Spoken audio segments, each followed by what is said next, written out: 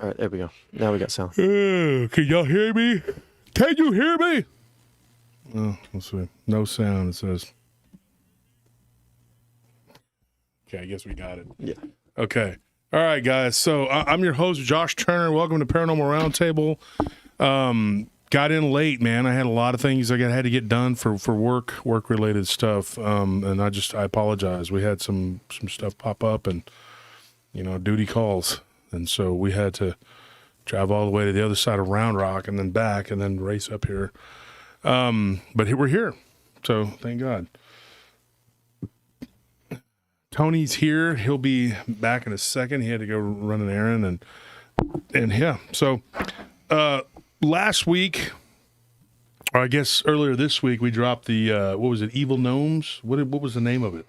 Yeah, it was Tuesday's show. It was Red Hat Goblins, Shapeshifting Gremlins, or Red Hat Gremlins, Shapeshifting Red Hat Gremlins. people. Red Hat. Okay, not red hair.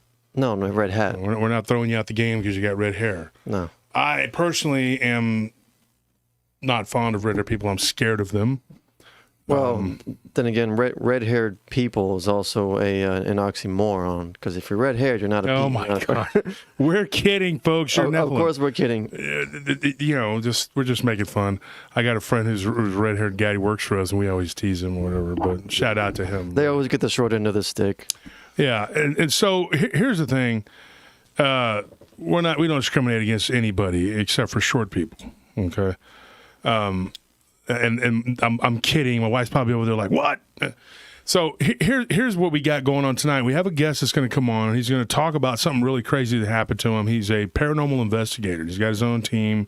But before that, because we are running a little bit late, I was going to bring him on at 9:30, but we're going to see what we can do here because I have to talk about a couple things. First and foremost, PRTpodcast.com. That's Josh Turner at PRTpodcast.com.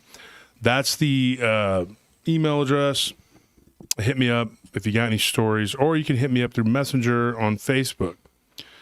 Now, patreon.com/PRT podcast. That's how you can join Patreon. Tell them what happens when you do that, Anthony. So we have three tiers on Patreon. We have a $5 tier, a $10 tier, and a $20 tier. If you join I believe it's the $10 tier. After 3 months, you get a free PRT swag bag. And if you join the $20 tier, you get one automatically. Yeah, and so every night at the end of the show, we pick a few people and we ship out some merchandise. We only have one person from last week that didn't respond. Was it Jay Hill or somebody? Yeah, I think so. Manny J. Hill, if you're out there. Yeah, so I mean, you have multiple opportunities to get free stuff from us. You can join the Patreon, or you can just be here every night every week for the live stream and stay till the end, and we'll put you on we'll put your name on we call it the breaking wheel, and we'll spin it, and if you win, you win. Call it the breaking wheel because it's not working correctly. Yeah. But just keep trying. But the breaking wheel sounds better than the broken wheel. So yeah, it's breaking. It's not completely broken. We're not totally stupid. Thank you. So we do have a broken refrigerator up here, though. So I had to have Tony go get some water that's as big as I am. It's humongous. But we should have bought a couple small ones here.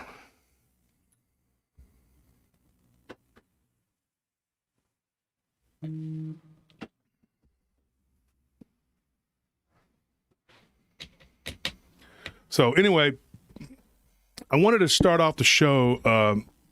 Don't forget, before we get started real quick, we have a group, Paranormal Roundtable. We have a bunch of groups. We have Paranormal Roundtable Prayer Group. We have Paranormal Roundtable Paranormal Lounge with Nellie. I'm an admin in Barton and Humanoids group. A bunch of groups. Werewolf Dogman Discussion with Phil Stern. And then there is a Josh Turner. Or no, is it Wolf? What is it? It's a are you talking about the fan group? Fan page. I forgot what it's called. Yeah, well, it's a group, but I think it's called Josh Turner Fan Page or something like that. Anyway, He didn't make that. I think Phil Stern made that. So No, it wasn't. I think it was Chris Clough. Oh, okay. But Curtis Turner. Well, I don't know. What some guys got together. Maybe Phil Stern did make it. I don't know. yeah. I don't know who. I can't remember. Either which way, one the of those fans guys. did it on their own, so it's not like some narcissistic thing that Yeah. Wolf made for himself. Man, they make fun of me half the time in there anyway. Yeah, Me and stuff they, like that. they put you in memes and stuff. It's funny, some of it's, I guess if I was like egotistical as people try to say I am, I'd be offended by some of it. I really don't care. I'd take a joke like anyone else, but some people just like, you can't joke with them. They're like, they get mad. Unless you're going to get up there and call me a B word about my face. I kind of thought that was kind of bad taste, somebody that said that, and then somebody liked it, and I was like, oh, that's kind of messed up. But I guess I do have a face that, is not pleasant. It looks mean or something. I don't know. But anyway, Paranormal Roundtable is our main group, obviously, and that's from the show.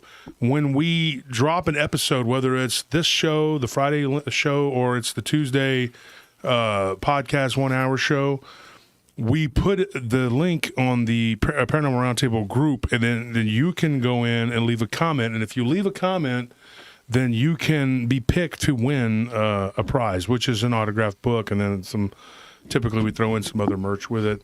Now, when we do the giveaway on the show at night here, what we have is typically like merchandise, like hoodies, hats, and shirts. Now, that being said, you can always go to our store and buy the merchandise yourself, but when we do the giveaways, typically they're an exclusive thing that you may not be able to get from the store. Now, the conference is still going to happen in September. Me and Ken have hit a snag. The people in the city of Granbury have decided that they're not going to let us do our conference. They wanted us to do it in January, February. Okay, no thank you. I don't want to go when it's freezing and try to make people travel in January, February. That's ridiculous. And plus, that's like next year. So they can, We've already advertised for it to be on. Yeah. And there's some other like rinky-dink conference that they hold every year up there. And it was like slated to happen like I think a month after ours or so, 3 weeks after ours. Yeah. And so they didn't want it to interfere with them. So I guess somebody over there complained. This past Saturday, I went to the cryptid conference held up by the Kling brothers. Now, if you don't know who they are, they have a show called Ghost Lab. I don't even know what channel it's on, but anyway, I met them there. Nice guys. But they had a conference in Cibolo, Texas. It was right outside of San Antonio, which is Ken's neck of the woods.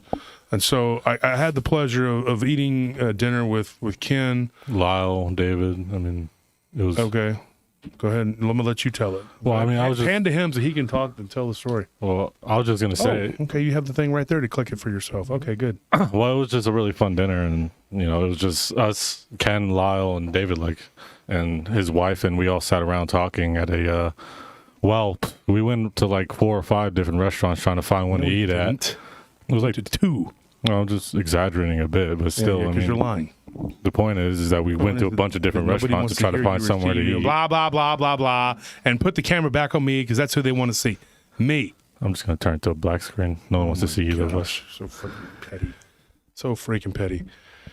Folks, I'm sorry for the interruption. This small Asian child that hangs around at our studio is just he's becoming more aggressive, and he eats more, and he is starting to lift weights. I think he's up to like benching 20 pounds now. No, I hit 19. Because he started out not at benching. He couldn't even bench the air. Like, I don't think he could even move his arms like this.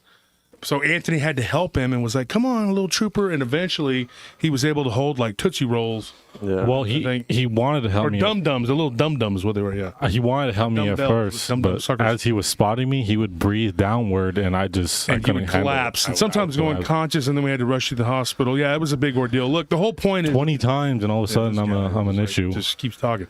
The point is, dude, folks, is that I apologize for this man. I don't know why he's even here. Apparently he lives at my house too. I didn't even know that till the other day. I just saw him walking through, and I was, what are you doing here?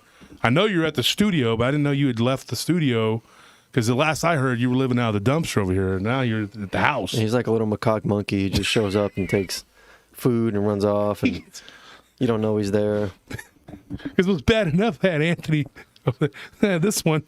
I was like, I couldn't tell them apart. I was like, which one of these is? I see him taking the trash out for my wife. I was like, what's going on here? What we got? We adopted another one, folks. I'm joking, folks. I know that they take up space in my house.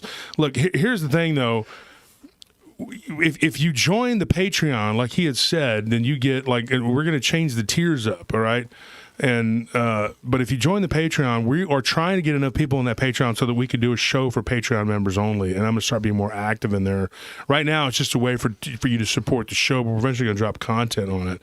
But we don't have enough people in there to justify that.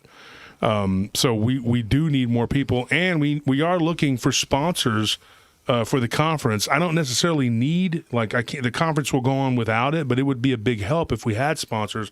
And if you were willing to donate and be a part of the sponsorship of the conference, whatever your business is or whatever, we will put the banner up in the at the conference and make sure that your business is has support.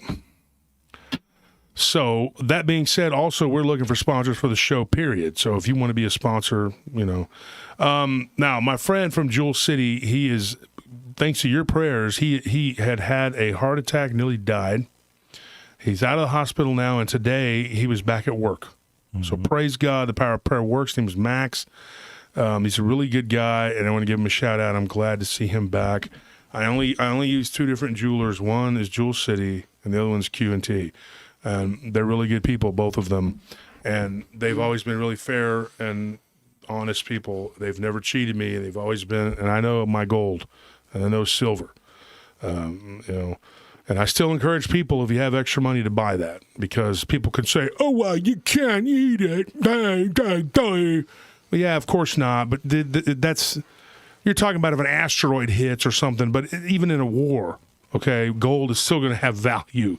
I don't give a crap what anybody. Don't let these people tell you don't get it because you can't eat it. Duh. You can't eat paper either. So yeah, you can't. There's a lot of things you can't eat. But let me tell you something. Gold will always hold its value. I don't give a crap what anybody says. It will. Okay, if you have to bury it in the backyard or whatever you got to do what you got to do. Somebody, Maynard says, PRT Patreon swag is the best deal ever. Yes, it is. So anyway, with that being said, be sure to stick around to the end. You can win some swag. We're going to be giving away conference shirts tonight, right? Right. Old conference shirts? Okay. Mm-hmm. From last year's conference, we're going to be giving them away. And then we're also going to be doing another giveaway for a hat or two. I don't know. We're going to see what's going to happen. We had some extra stuff back there, and we're making room for the new stuff that's coming in, for the inventory that's coming in for the conference. So anyway, without further ado, we're going to tell a story. Here's this one's crazy. Now, I was talking to Tony about this one last night, and we were going over, because we went to the gym, because we're not lazy like Anthony. We actually went to the gym, and Anthony stayed home and slept, and I don't know what else. Played with the animals or something. I don't know. Drank out of his bottle or whatever. Leisurely life. His baby bottle. Anyway. Yeah, I didn't work out because I was sore, because I pushed myself in the gym. Because you were sore from... I was sore too, and I still went. Well, it's not smart.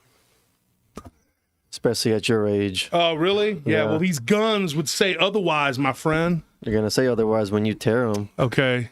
I'm sore, looking like Thor. You look like Greg Valentino. You're torn biceps. Oh, my gosh. Okay, all right. Yeah, okay. Yeah, whatever. The only way I ever tore a bicep was by beating someone up, and I still finished the fight. So. Easy to distract. Yeah, whatever, dude. Because you're stupid. Okay? When are you going to tell a story? Anyways, folks, I'm trying to not get distracted by this little mean gnome over here. All he needs He's is still the red going. cap. Listen to him. Story time. Anyways, shut up. I'm trying to do it. So anyways, folks, this is what I got to deal with. So what I was going to talk about tonight is, me and Tony were going over a story, and we decided which ones we were going to put in there in the show today. And now I'm going to tell you one it really creeped me out. And when we were talking about it and discussing it, it made the hair stand on my arm. So I thought, you know what? That's a good one. So I'm going to tell you a ghost story, because the guy that's coming on is a researcher who does a lot of work with in the spirit world. And so this one would be right up the alley of that. Is this the one you told me? Yeah, the one we were talking about last night. When we met Summer? What? When we met Summer, the lady at the Planet Fitness? Oh, yeah, the girl from the gym. By the way, hi, Summer. She's a very nice woman. I hope she's in the chat. That'd be cool. She's originally from Barbados. Mm-hmm. She's half Korean, half... okay, what are we doing here? We're talking about this person? Okay, we're saying hi to her. and you're giving her life story, and she's probably listening, wishing I could tell her, but you guys keep interrupting. So, anyways, we met a really nice person last night, and shout out to her. She works at the Planet Fitness. Now, her and all the rest of the audience would probably like to hear the story. Okay, so we were going to tell this story, and then I was going to wait. I was going to tell it next week, but I want to go ahead and tell it now, okay? Because it was so, it was so crazy. And I'm not condoning what this person did, okay? Let's just put that out there. First of all, this person did something that was a criminal act that I don't condone. I don't believe in it, and I hate thieves, okay? Thieves, if there's one crime that I hate more than any other, it's thievery. Of course, homicide, but that's if it's justified and there's people that, defend themselves, but notwithstanding. But second to that, a thief, I just can't stand a thief. But this was a friend of mine's son, okay? Now, they lived in Houston, and so we used to run around, hang out downtown together. He moved to Houston and changed his life, whatever. But his son was a wild child and did all kinds of bad things he shouldn't have been doing. Now he works for an outreach program, and he's actually gotten his life together, and he's like a 30-year-old, and he's cleaned himself up. So kudos to him. He's a lot better guy than he was. Of course, my friend had him when he was really young. And so he was just a kid himself. So, Alex growing up, and his name is Alex. It's not my godson, Alec. It's Alex. But Alex, when he was growing up, he was always getting into trouble. As long as I knew the kid, known him his whole life, he was getting into trouble. So he did some time. What got him that time was that he was breaking into people's houses and cars. And like I said, you do the crime, you do the time. I'm a big believer in karma, and what he did was not correct. But there was this one place that was his friend's house, okay? Yeah, his own friend. But he wasn't robbing his friend. His two friends came up with a plan. One of them's dad sold narcotics. Let's put it that way. Let's call it that. He was an entrepreneur and he sold narcotics, and he lived in this big old house in Houston. I believe he lived in East Houston, and it was in a kind of a bad area. It was an older, rundown neighborhood, but it was a big, large house, and the house was really just a front for what he was doing. And he had his uncle, which would have been that guy's uncle. Because it wasn't his dad, actually it was stepdad, and with that guy's brother. So it would have been the guy that broke in, that would be his step uncle, whatever. He lived there. He was the only one that lived there. And so he knew his pattern. So he told Alex, my friend's son, hey, if we break into one of my stepdad's houses, we can score a lot of drugs, a lot of bad things, and money. And so he spent some time casing it, figured out a good time to go. So they did.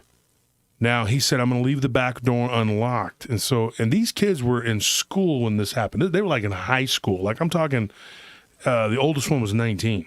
They were 18, and 19. And so one of the kids, which was their friend, was like not really wanting to do it. He felt like there was something bad there and something bad was going to happen. Of course, kids are the way they are. They peer pressured him, and they said nothing's going to happen.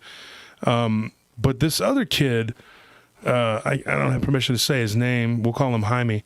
Jaime actually was a little worried about it. He was like, dude, I don't believe that this is going to go off without a hitch. He had a weird dream prior to that. And in that dream, he saw this weird thing play out where there was a guy who was literally wrapped in barbed wire and then set on fire. Now, that was a dream that he had. I'm not saying this is what happened because we don't know. And then he was like set up on an altar, like, when it happened. And he said, dude, I don't want to go through with this. And they were in kind of a little clique together, and so they had another guy that stepped in and said, okay, I'll take over. I'll step in his place, whatever. So there was already something going on, there was a premonition that they had that something bad was going to happen, that there was something bad there, that something bad was done. here's what happened. They go into the house. They make their way to the safe. They get some stuff. They make their way up the stairs. The kid Alex, that really bore the brunt of this, he goes upstairs to the master bedroom, which is where the bedrooms were. He goes inside the bedroom, and he starts looking around for a secondary safe where they kept the bad stuff, you know. And so he starts trying to get into it, and he's got the code, and he's fumbling for it, and he can't get it to work. And for some reason, every time he gets the code, it's like it's working, but the safe's not popping. It's like something is stopping it. Like literally, he was like, man, it was like the safe was pushing itself closed. And he said that at one point he felt something brush against his back. He turned around, he thought it was a cat or a dog. Well, they knew that there was a dog, and it was in the backyard, and it knew the kid that was helping him break into it because that's his uncle's house or his dad's house, whatever. So he had those two dogs. It was two of them. He put them in the dog run, so they weren't worried about it. The dogs weren't even barking because it was him. He's the one that feeds them. They're in there trying to get into the safe, and the friends downstairs is like, "What's taking so long?" He's like, "I'm almost done. There's just something going on." So the other kid says, okay, I'm going to go upstairs and see what's taking so long. When he gets up to the top of the stairs, what he sees shocks him for the rest of his life. Alex, who was bent down trying to get this safe open, had something that had draped itself, and I say draped itself because that's the only way I could describe it, over the back of him, and was literally choking him like somebody that would put their arm around you and began to put you in a chokehold. And he said that, dude, he felt like his tongue and his eyes were going to pop out of his head. Okay? So it's really crazy when you listen to somebody tell you this story, and this is now a grown man who's 29 years old. Okay? He starts crying on the phone. And he says, dude, I was the most terrified I'd ever been in my entire life.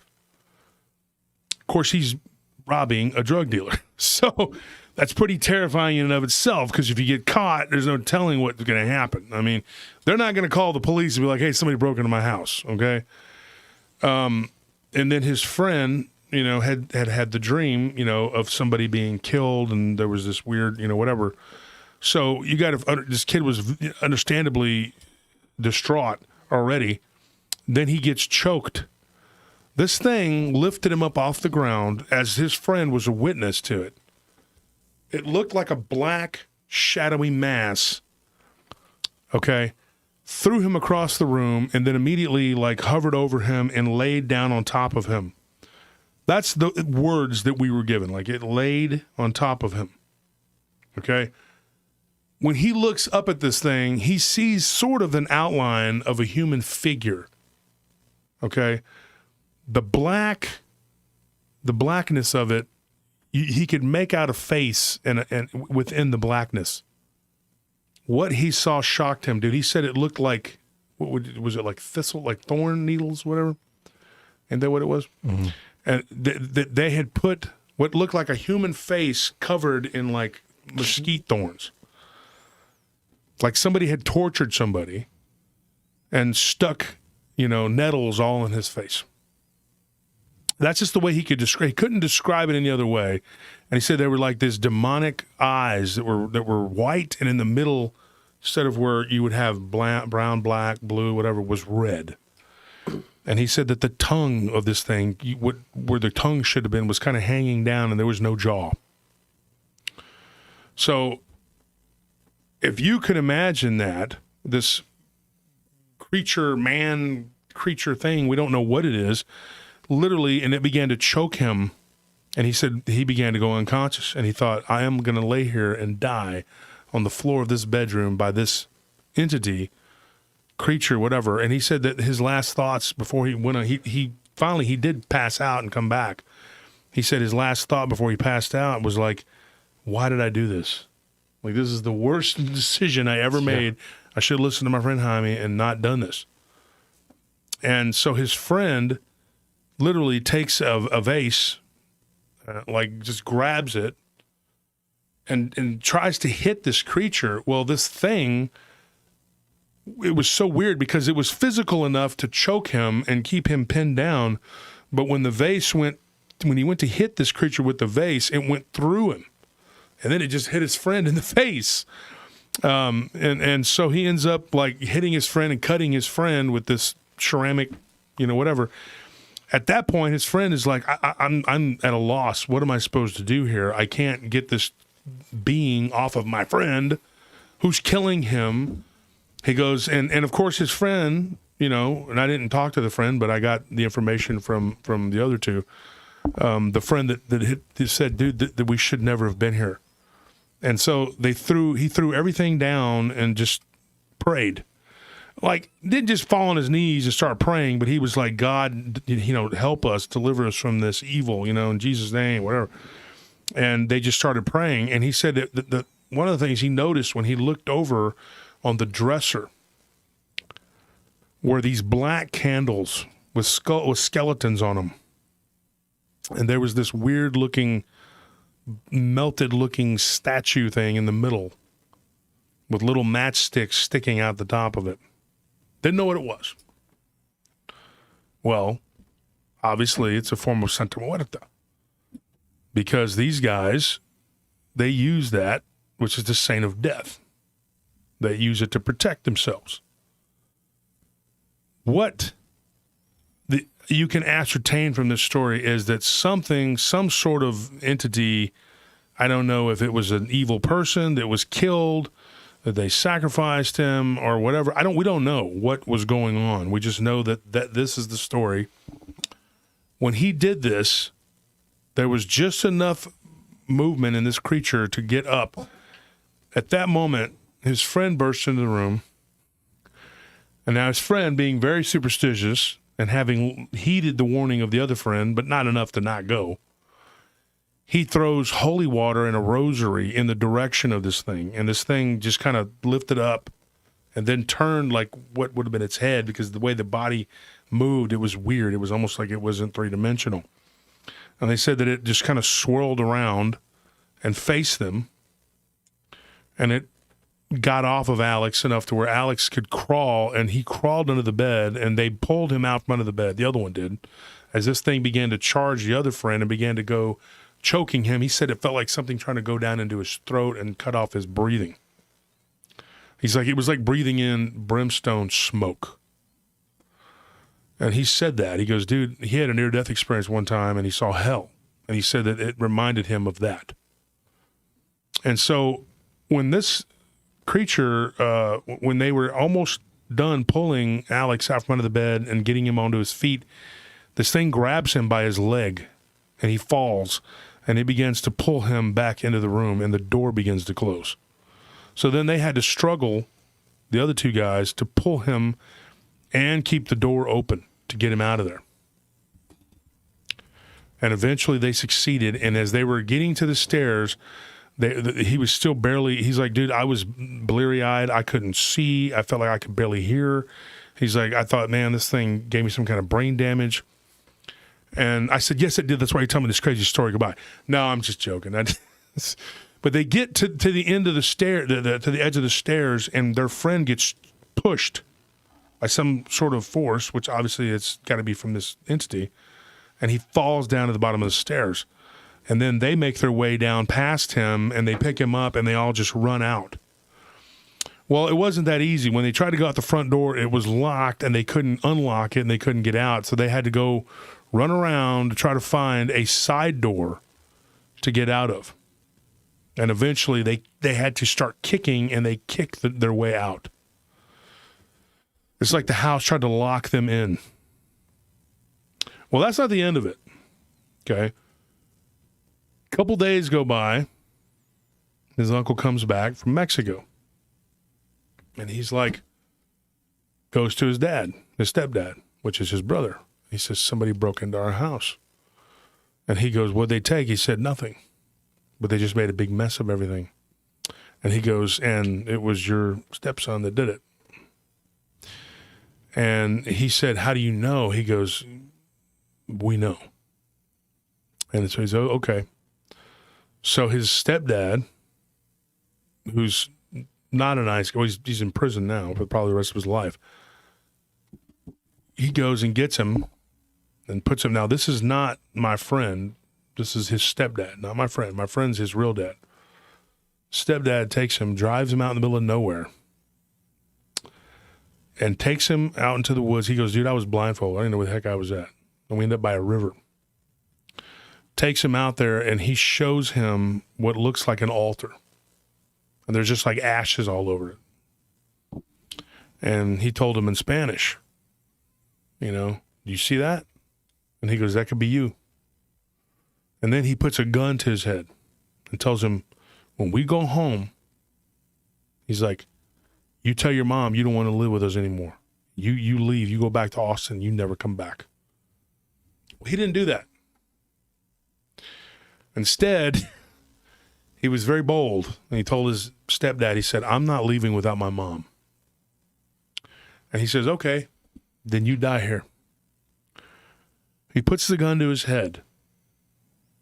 He pulls the trigger, and it dry fires. Jams. Semi-auto, folks. That's why you got to use revolvers. Look, I'm not saying to kill somebody with them. I'm just saying if you want home protection, keep your revolver by your nightstand because that thing won't jam. And then you can have the semi-auto as a backup. At that point, he was already praying, and he had already given his life over. He was like, I'm done with all this crap. It was a life-changing event, what happened. And he said, if it is your will, God, then I'll be dead, then I'll be dead. And he's like, I was ready to die. As a kid, you're sitting there going through all this. And then the guy says, okay, you know what? He's a very superstitious man. He took it as a sign. So he told him, get back in the, whatever. And he's like, ahora, get in, let's go now. Let's move, andale. Gets in the truck. They go back to the house. They're sitting there, and he's like, afuera, get out, whatever. Didn't want to talk to him. He's mad.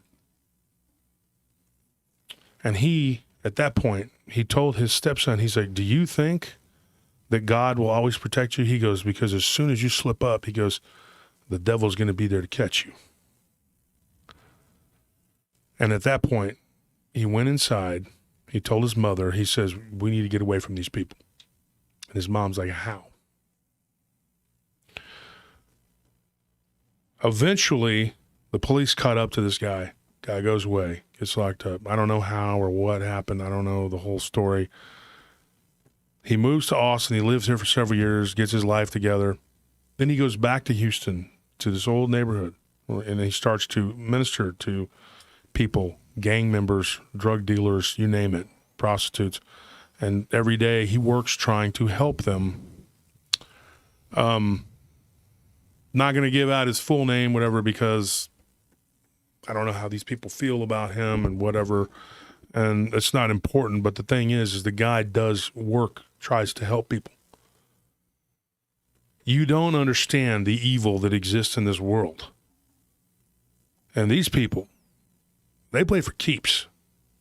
You know what I mean? And these aren't the kind of people that you're going to go mess around with, because they aren't only protected by their guns and their men and whatever. They have evil that protects them, that literally they've given themselves over to it. And in fact, somebody very close to me and Anthony is he's pretty much stuck in that sort of limbo, with Santa Muerta. It's like, what is it? God forgives me, but she protects me. How is it? I think it says, I think their motto was God created me, but she protects me. And that's it. You're in it for life. So this young man was very fortunate to get out, but that's a testament to the power of God, because right after that, all that stuff went down. So people ask me all the time, like, how do I get relieved from these sins and all these different things that happen? I was like, don't do it in the first place. But if you've already done it, that's a different ballgame. But that's a story that has a very powerful lesson to it. And with kids, they do stupid things.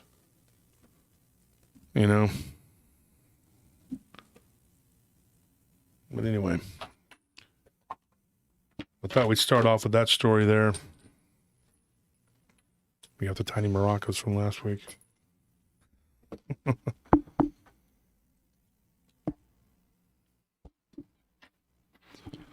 Somebody says, I just wanted to say how much I love the regular weekly episodes. You guys have been uploading episode a week again, plus a live stream, and I've been so entertained. You're welcome. Says here, spiritual and cryptid encounters. Says the unseen spiritual world is war is very real. The deeds they do are of death. God is the real protector. They are being deceived by the worship of the Santa Muerta. You know, everybody has their opinion about God and who he is and what he is. You look at it like this. Nikola Tesla, one of the smartest men ever, was a very scientific person, very matter of fact. Even he himself, he said there was an energy in the universe that has always been and that always will be, and always, you know, it's always been there. And he believed that it was what we believe is God, in very scientific terms, and that it exists, and it creates an infinite amount of energy that we can harvest and use. And I'm telling you, this is the absolute truth. There's a way to do it. And when these people say white light this and white light that, they're not joking around. Okay.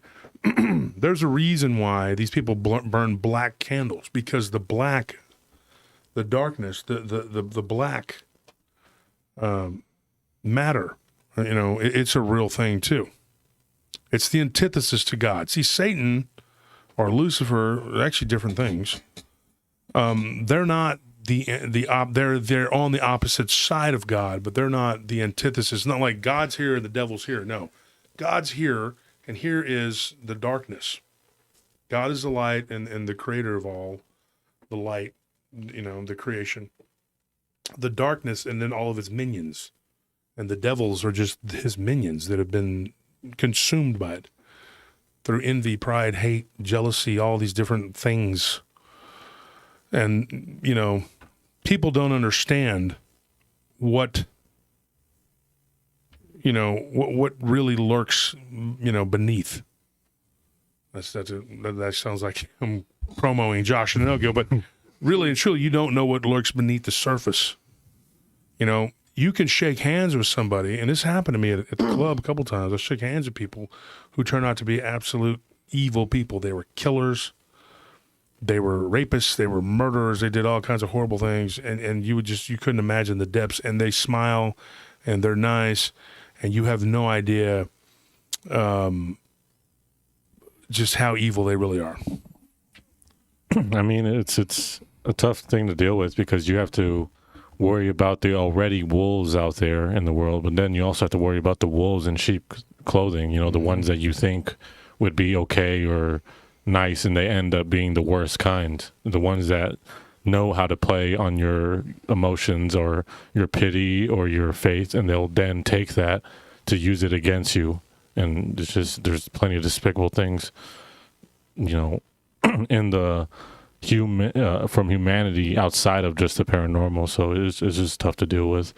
And then when you start intertwining the two, I'm sure it just gets even more horrendous. Yeah. Yeah, Jason Broussard says it's so important that people understand that the absolute connection between the spiritual evil and the physical turmoil. Yes, you need to understand that. You need to know that it's an absolute real thing. That and a lot of these people, they just don't get it. They don't understand it. I got a woman that's going to come on the show after the first week of April. I was talking to her last night, and she's she's got a show. She's also a researcher, and she went out looking for a Bigfoot, and she saw a gnome. And, you know, you go out there, you don't know what you're going to run into. You don't know what you're going to find. And I can tell you this, when you go out and you break into people's houses, I mean, you're inviting all kinds of trouble, because first of all, I'm kind of the opinion that you kind of get what you get for breaking into somebody's house, regardless of who they are or what they're doing. I don't agree.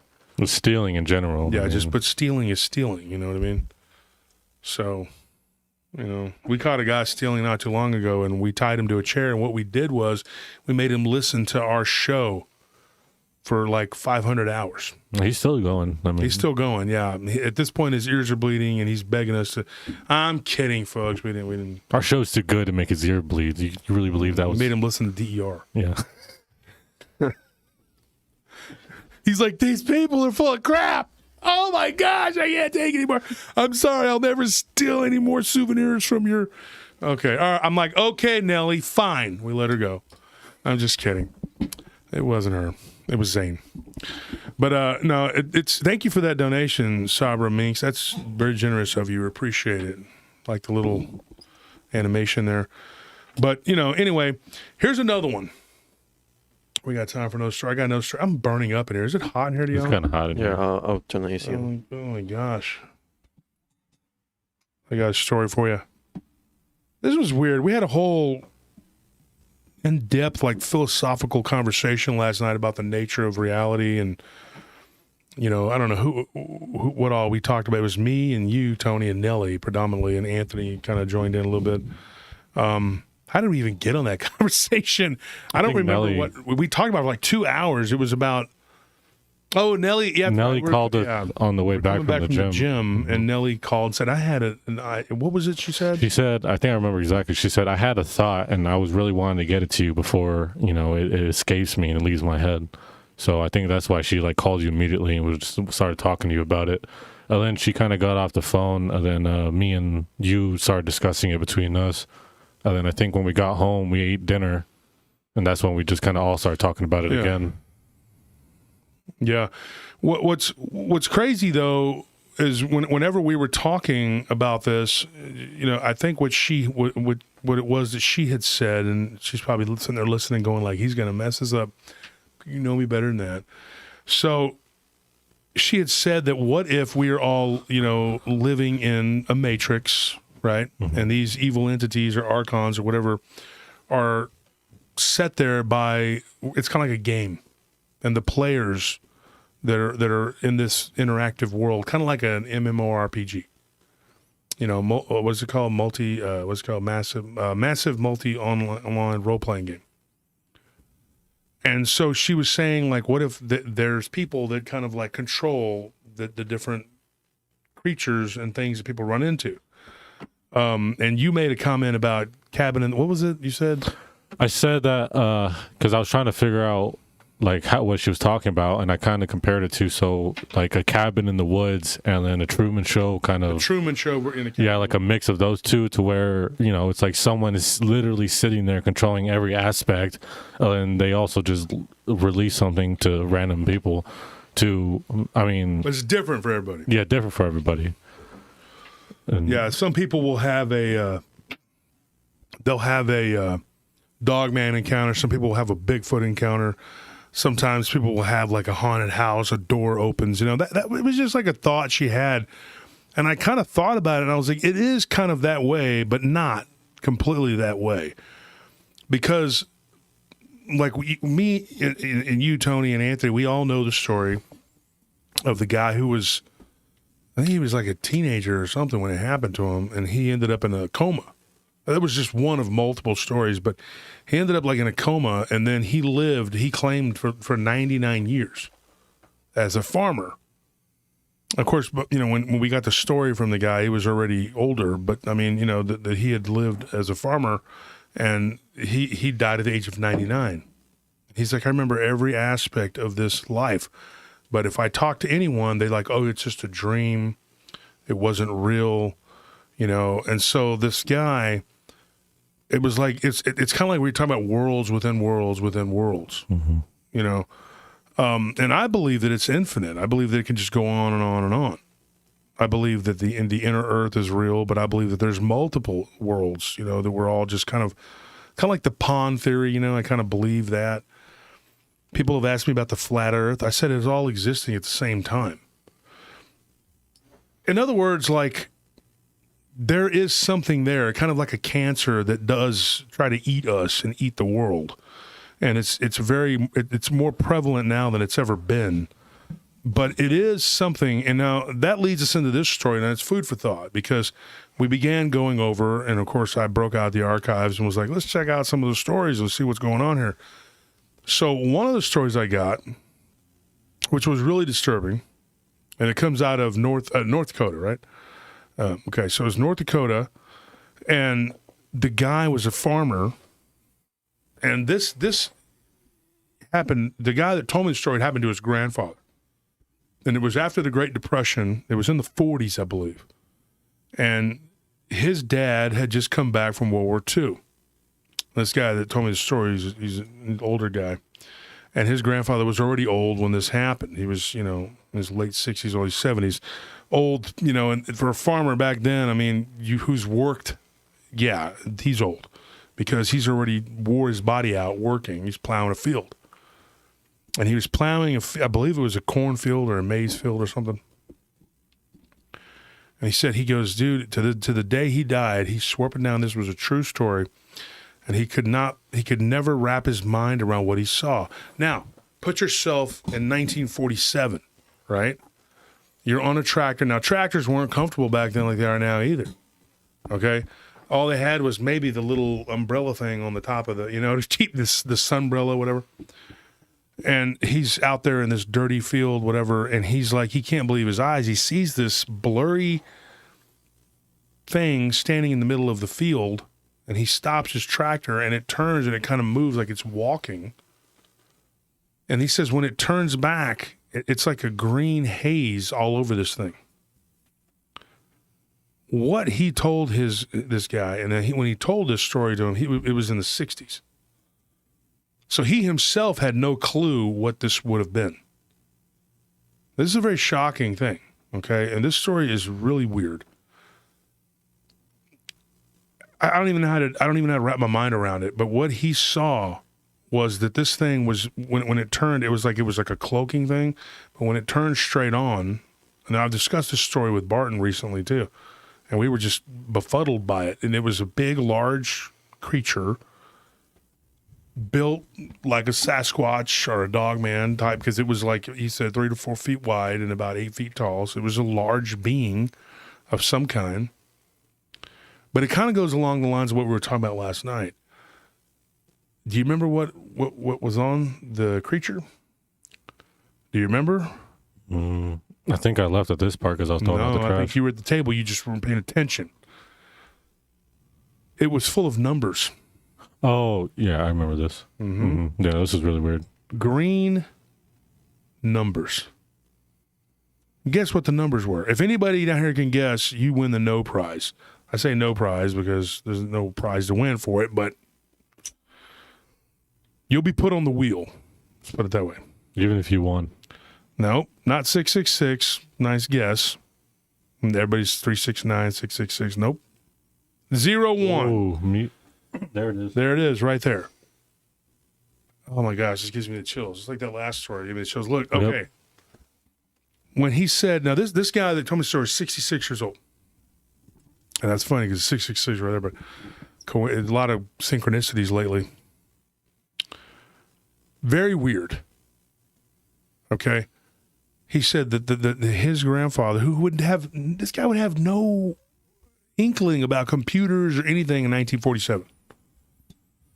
Right? Mm-hmm. I mean, this being was covered in zeros and ones. Like a code. So when you sit there and you look at this see binary code, that's weird. But it gets even weirder when this thing moves forward and then gets blurry and begins to vibrate and then goes backwards and is like, boom.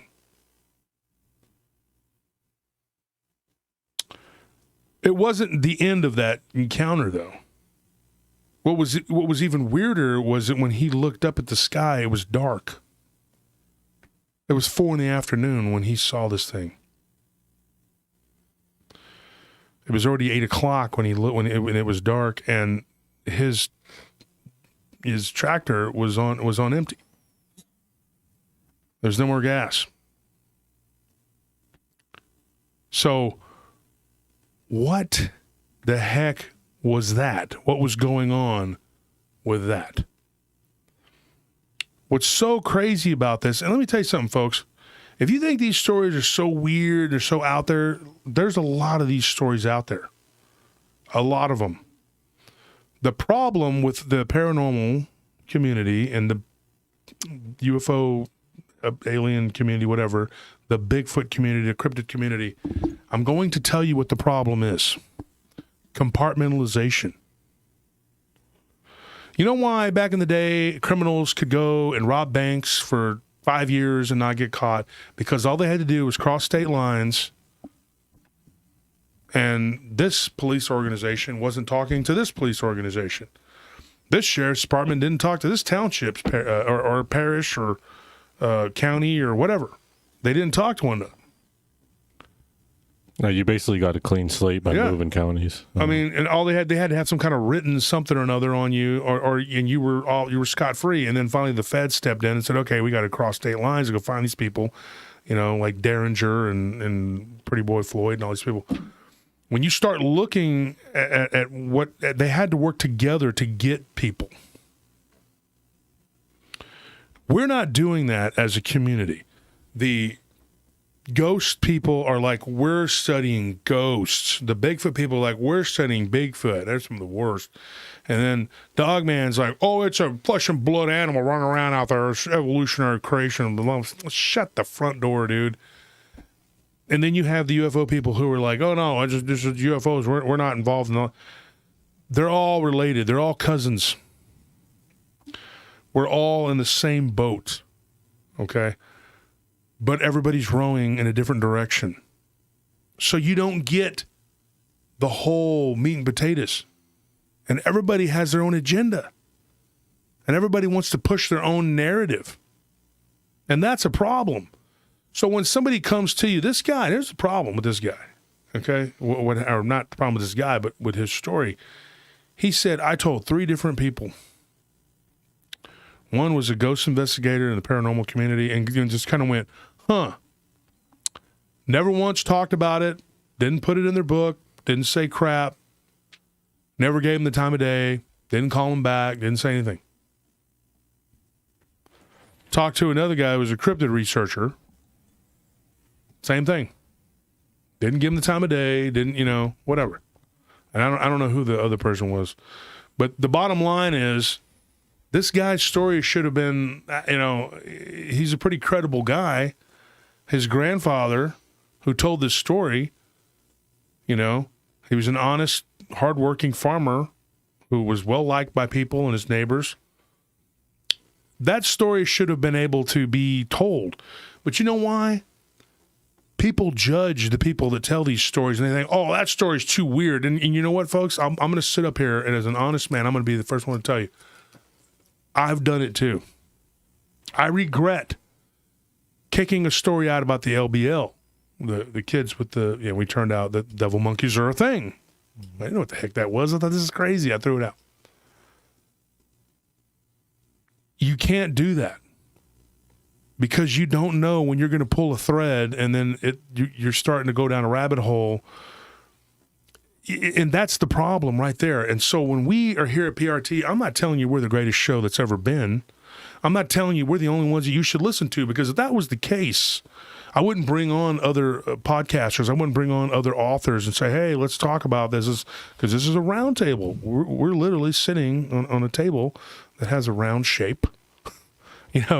We bring people onto the show who have shows, who write books, who are researchers, who have information, and that I think you, part of the PRT family, my paratroopers, need to hear, and that you should go listen to it. Join their groups, be active, read their stories, and together we can come up with something, And there you go. Rethink Inc. just said their narrative is entertainment, not truth. I watch this show, and Barton and a few others are real. Most shows are just that, shows. Now, first and foremost, I will say this: the show has to be entertaining, or people won't watch. Mm-hmm. There has to be a balance, though. Exactly. But like Tony, I'm going to quote you. I think you said what? Nothing is more funner than the truth. What was it you said about the truth? You said the truth is more entertaining than the fiction. I said nothing is stranger than truth, but this is what makes it more enjoyable. Yeah, it's more enjoyable. Yeah, that's right, because it's true. Everybody knows fact is stranger than fiction, but the thing is, when you tell someone's encounter, and these people are absolutely, when they tell you the story, their voice is cracking. They're like, "Excuse me, but I need to," they're telling you the truth. This is what really happened to them. And this guy says, "Look, I'm telling you, my grandfather told me the story. Absolutely was the truth." Didn't know what to make of it. But the fact that this guy has nothing to do with computers, really never has in his life. In a time where you wouldn't really have any knowledge of that. And his grandfather didn't either. Mm-hmm. I mean, he didn't know what that meant. What the heck? Why would this thing have zeros and ones on it? And then you can't say that it's like a coincidence, because we know what that means now. I mean, it's a really, really, really weird thing. And the thing for me, it really, for these other researchers that do this, it really discredits your stories that you do have. All the work and information that you worked on putting together. When you disclose other stories because they don't really match your vibe, all it's doing is discrediting all the work you put in, because all it's saying is, this stuff, it's not real, it's not correct, I don't know for a fact, but I liked what it sounded like, so I'm going to put it in my book, or I'm going to have it on my show, and I'm going to say it. If you don't mention outliers or these weird things sometimes, or like you can't figure out that these stories that don't match your point or whatever narrative that you're trying to push, then it just goes to discredit your narrative even further. And it's like, if you're not willing to have an open mind about the entire subject, then who really cares about what you have to say? Because you don't really know as much as you're putting on. You might know how, let's say you might know how big the feet are. Good for you. If you don't know about why the aliens are dropping them off, or why you see so much activity in the same areas where you might see these Bigfoot, if you don't go over any of that other stuff, then you don't really have a firm knowledge about anything, and it's already hard enough to have a firm knowledge. So really, it's just a discredit to yourself to be like that, I think. Somebody, yeah, good points. I'm laughing because Brave says, "I'm stuck on the friend who carries around holy water and steals from drug dealers." We were too. Yeah, I think I asked you that last night. But we found the reason why he did it, and I will clarify that, was because of his friend Jaime's dream. And his friend said, "Take these with you," and he's like, "Put them in your backpack." And then, or don't, whatever, And he did. And sure enough, something happened. Good thing his friend was superstitious enough to say, "Hey, maybe we're going to run into what to me, what they ran into." And if I had to give you the 411 on it, I think it was somebody that was. It gets really weird. You know what? My friend David Weatherly could explain it to you about how they kill people and then they use them as a slave in the afterlife. It is really weird stuff. And then that person becomes a sentinel. It gives me the chills to even talk about that. And I'm not going to get into a whole bunch of weird, stuff from like different types of magic and stuff. But, all I can do is bring you the stories, folks. And I think we say all the time, like, we have no knowledge about. That was weird, right? Did y'all hear that? It sounded like this weird grumbling. Like I thought it was someone's stomach. There's nobody else. Yeah, I thought it was. I thought it was your stomach. Like that's why I just kept going. That was from in there. The lawyers aren't. We have lawyers that work next door. They're good friends of ours, but they're not. Okay, go look up the door, see if anybody's out there. That was really weird. I mean, it might have been next door because these people in the There's office next there. door. I looked. Oh, okay.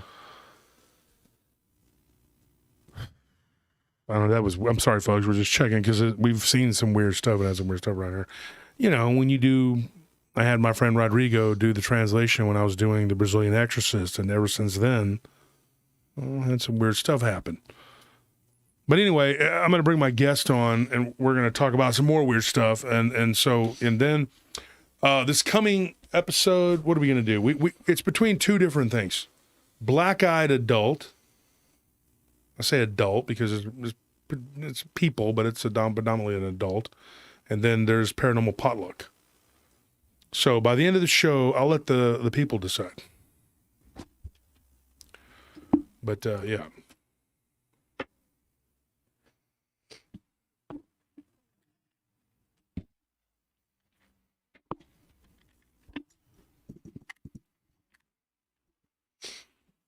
Somebody said, that stuff can freak you out. No, it doesn't. Not at all. What was that? I'm okay. I'm good. Is the door locked? Yeah. Is the holy water in place? The booby trap set? Yeah, the shotgun's facing We me. got it. So boom, when they come in. Well, it's going to spray out holy water first. And the stakes and the silver bullets are all ready? Yeah. Okay, we got it. We're ready to go. The Ghostbusters little trap thing. Yeah, I got the it. little trap comes up. Okay, so let's get this guy. Let's get him called up here. Do you want me to do it, Anthony? Yeah, it's fine. Let's see here.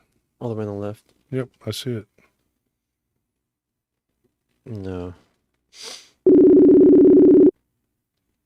Hang on. I'm gonna have to change one of the settings here. Whenever he answers, because he might not be able to hear us. Just bear with us. Hello? Okay. I think he can hear us I'm now. right there. Did it ring? It's showing he's on. Hang on. Hello? Yeah, can you hear me? Can you hear us? Can you hear me?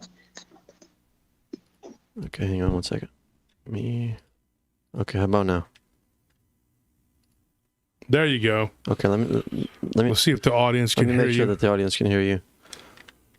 Can you do a real quick mic check? Okay, hang on. Let me change this. Just gonna get this going so the audience can hear you. Okay, I think they can hear you now. Anthony, you there? Yes, sir. I'm right here. Okay. All right, folks, this is Anthony Sabios. So, Anthony, you're from Texas, and you are a paranormal field researcher predominantly. That's what you do, but you have a group, right? Yes, I have my group, which is called Texas Race Hunters. And then I also have a podcast. It's called Race World. Yeah. And we connected because somebody had sent me your channel, your information or whatever, and I saw some pretty interesting stuff on there, and so I reached out to you and I said, hey, I'd like to hear your story. So here we are. How do you want to start? Do you want to tell about what happened to you when you were a youngster, or what do you want to do?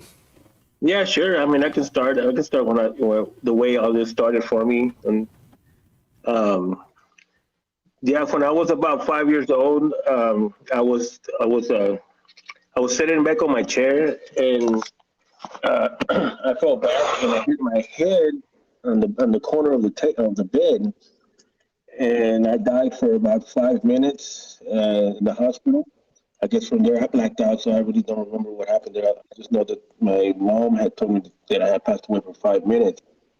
And so then I was 5 years old, and then a little after that, about 6 years old, I started to be able to see spirits, people, my family really first. And then 7 or 8, it just kept on developing.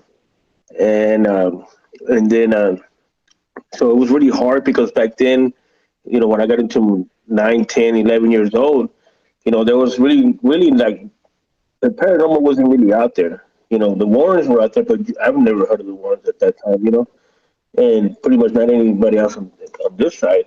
So it's really hard to talk about, spirits, or I see this or I see that, because back then it wasn't taken the way it is now. Yeah.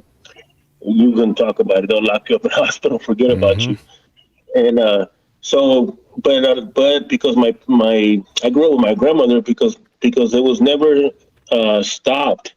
Like I was never told, well, hey, you know what? They're not real. They're just imaginary people. Don't let it scare you. And usually that's what parents do. And I believe that everyone is born with this, maybe in a way. Maybe not because you don't have to get hit in the head like that, but if you ever notice that babies are always pointing and talking to people that are out there, or when they're little, maybe 3 or 4 years old, but we always tell them, well, they're not real, they're not imaginary, or it's a bad thing. Don't listen to it or whatever, And it stops the gift, it stops the ability. And with me, I never had that, so it was able to grow and develop. So it developed pretty quick, and then when I got in my teens, it was getting pretty strong, and then at that time I did get into some darker things because you live kind of a solitude life because you're always knowing things about people, or you see things, and just like I said, you become a recluse in a way because you kind of feel an outcast of society. One, because you can't handle being around a bunch of people, because you don't know how to deal with all the emotions that you get, and you don't know if they're your emotions or what. Or you feel anger or you feel sad, and of course, when not very many people around you that know anything about that, so you tend to start going with the ones that do, and normally those are the ones that are into some other darker arts and everything. So I went down that road, and I did experience a lot of things and seen a lot of things on the darker side. And but then as I started to get older, into my 20s, that's when I really started to go and I would go to cemetery. Well, I was going to cemeteries way earlier than that. I think when I got my first car at 17, I really at 16. And then I got into the Ouija board, and I still use that. And I just used it this last weekend. We just did an investigation in San Antonio with the three of them at a forest, and we did get a lot of evidence. So that's another thing that I got into, and it just kept developing. And then I started to. I was already investigating. I didn't even know it because we didn't have the shows yet, to know what investigating is. Because most of the people nowadays, they really they saw it on TV, maybe like 15, 20 years ago, not even that long. So, I was already investigating without even knowing. I was out there really looking for things and everything.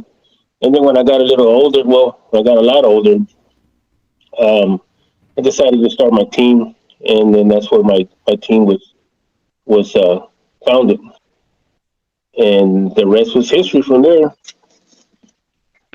So when you were little, like how old were you again? Like how old were you when you hit your head when that happened to you? I was 5 years old. 5. Oh my gosh. And so after that, do you believe you had like ojo dotado? Like you had the gift or what? Well, that's what kind of I've talked to so many people because now, being in the paranormal world and of course meeting so many people through the podcast and everything, that's a question that I've asked other people. So if they believe that maybe that's where it started for me, where it unlocked something in my mind, or maybe because I didn't cross over. I don't think I did. Well, if I did, I would be here. But I got to that line, it opened up that side of it. And then of course from no one extinguishing it, and it was allowed to continue and grow through my youth into my teens. And you said at one point when we were talking that you like whenever you would live in a place, you would see the spirits and things that were there. Like like at my house and my grandmother's house when I was 6 years old. Like I said, it didn't take too long after 5 because it was somewhere about 5.5, 6 years old when I started to see. I would see things on my grandmother.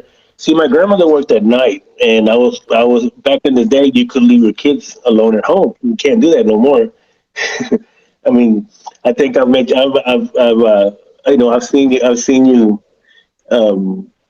You remember, when we were kids, it was different, and not like it is nowadays. You could actually leave your kids alone. mm-hmm. So that didn't help in a way, but it did because I was left alone in the house at maybe 9 or 10 years old, and that's when so I was left alone to deal with the things that I would see. Mm-hmm. But at the same time, I believe too, because I got such an early age of training. Now that I look at it, it was actually training because I was exercising the abilities that I had. So I had to face things at a very early age, things that were darker. Some things weren't bad. Some things were. So I had to face my fears at a very early age, which made me a lot stronger. Yeah. So when you were a child, like you started having this ability, I guess, and then you were left alone in the house. That is weird because that happened to me. I was a latchkey kid, parents always working and always alone, and I had the same problem having to deal with. And for the most part, when I was a kid, it was it was maybe two places that were really jacked up. One in particular was pretty bad. And it just, so I understand what you're saying, like what you went through. People don't understand like what it's like to have to live in a place that's haunted. Some people would say, oh, it'd be cool. It's not cool. It's nerve wracking and it makes you feel like you're going crazy. Right. Yeah. And it's terrifying, especially for a child or a young adult. It's like, it's not, it's just not an environment you want to grow up in. And when people don't understand and they don't they can't connect with you when you try to tell them what's going on, and you're sitting there telling them what's happening, and some people laugh at you, and then at worse they just attack you and make fun of you, and you're just sitting there. Somebody. Can everybody hear me? Because people are saying tech issues and saying that they can't hear me. I don't know why people keep typing that, but can everybody hear me? Well, from what I've checked, it seems like everything seems to be working right. They might not be watching the show in real time. They're probably watching it like at the beginning when the microphone was muted. Okay. Because people don't realize that they think they're watching it in real time, but they're like way behind. Okay. They're so far behind in the race, they think they're in the lead. They're like, I'm about to win this thing. No, I'm just kidding. but I understand what you're talking about and what you went through. Gosh, there was this one place I lived with my mom when I was a teenager, when I was like 15 till I was a little older than 16. I moved out before I was even 17, I moved out, and been on my own ever since. Most people don't move out at the age of 16 and live on their own. I mean, that's rare, but I did it. One of the things that I had to grow up quickly, but I had a weird, like, I guess you would call it like an alien. I've talked about it on my show, like alien experience or something. And then one time I had sleep paralysis and I felt like there was this alien presence there next to me, but I was asleep on the couch. Well, we had these like sectionals, like what do you call the sectional with the recliners on the end, and I was asleep on one of them, my sister and her boyfriend on the other end, and they were right there in the room with me, and I was terrified. And it was just like, but it was only in that apartment that I had that. I never had any ghost experiences there at all. It was just those two weird alien experiences. I don't know why it was in that particular apartment. And then in certain houses, you have certain activity. And somebody was trying to tell me, well, it's all the same. It's just a trickster spirit, but why they choose the forms they do, and then they choose them in certain places is beyond me. I don't really know. I just know that it is, and it's weird. And so when we were talking, I remember we had to talk the other night, and you were saying that you had a really weird experience when you got older. And we're kind of jumping ahead here, but I'm eager to hear this one and have the audience hear it because it really was kind of shocking to me. You went to a location and you had something pretty incredible happen to you and some team members. Do you want to get into that? Yeah, that one right there is, of course, I had my team, and we were doing a show because, like I said, my son was a music artist. So we did a show, and after the show, we were looking for somewhere to go just to kill the time. And I said, well, hey, let's go find some place to go. So like a haunted place or whatever. I Googled this place, and this forest popped up. And well, not the forest, but it is a forest, but it's an urban legend. It's a bridge. And then so we ended up going to it, but I'm telling you, as soon as we got to that place, it's on in the outskirts of town, and we turned, made that right, and we started going into down the street. I mean, I could see it because of course, by this time, this was 2 years ago, and that one we've been investigating for the last 2 years. We've been there 6 times, and we just went back this last weekend for our seventh time, and we did it twice. But that time that we went in, we didn't have any equipment with us. But we just had a camera, and it wasn't even for that. It was just a camera for the show. And we ended up going into that forest, and with two, it was four of us, my team, and then we met four other people: a woman, her husband, her nephew, and one of their friends. And they seen us, and then they came up to us and asked us, hey, if we were going to go in. So I told them, yeah, we're investigators, so we're going to go in. And they followed us in there, and one thing led to another, and then you could see the shadow people in there, of course, at night. It was pitch dark. I mean, you couldn't even see your hand in front of your face.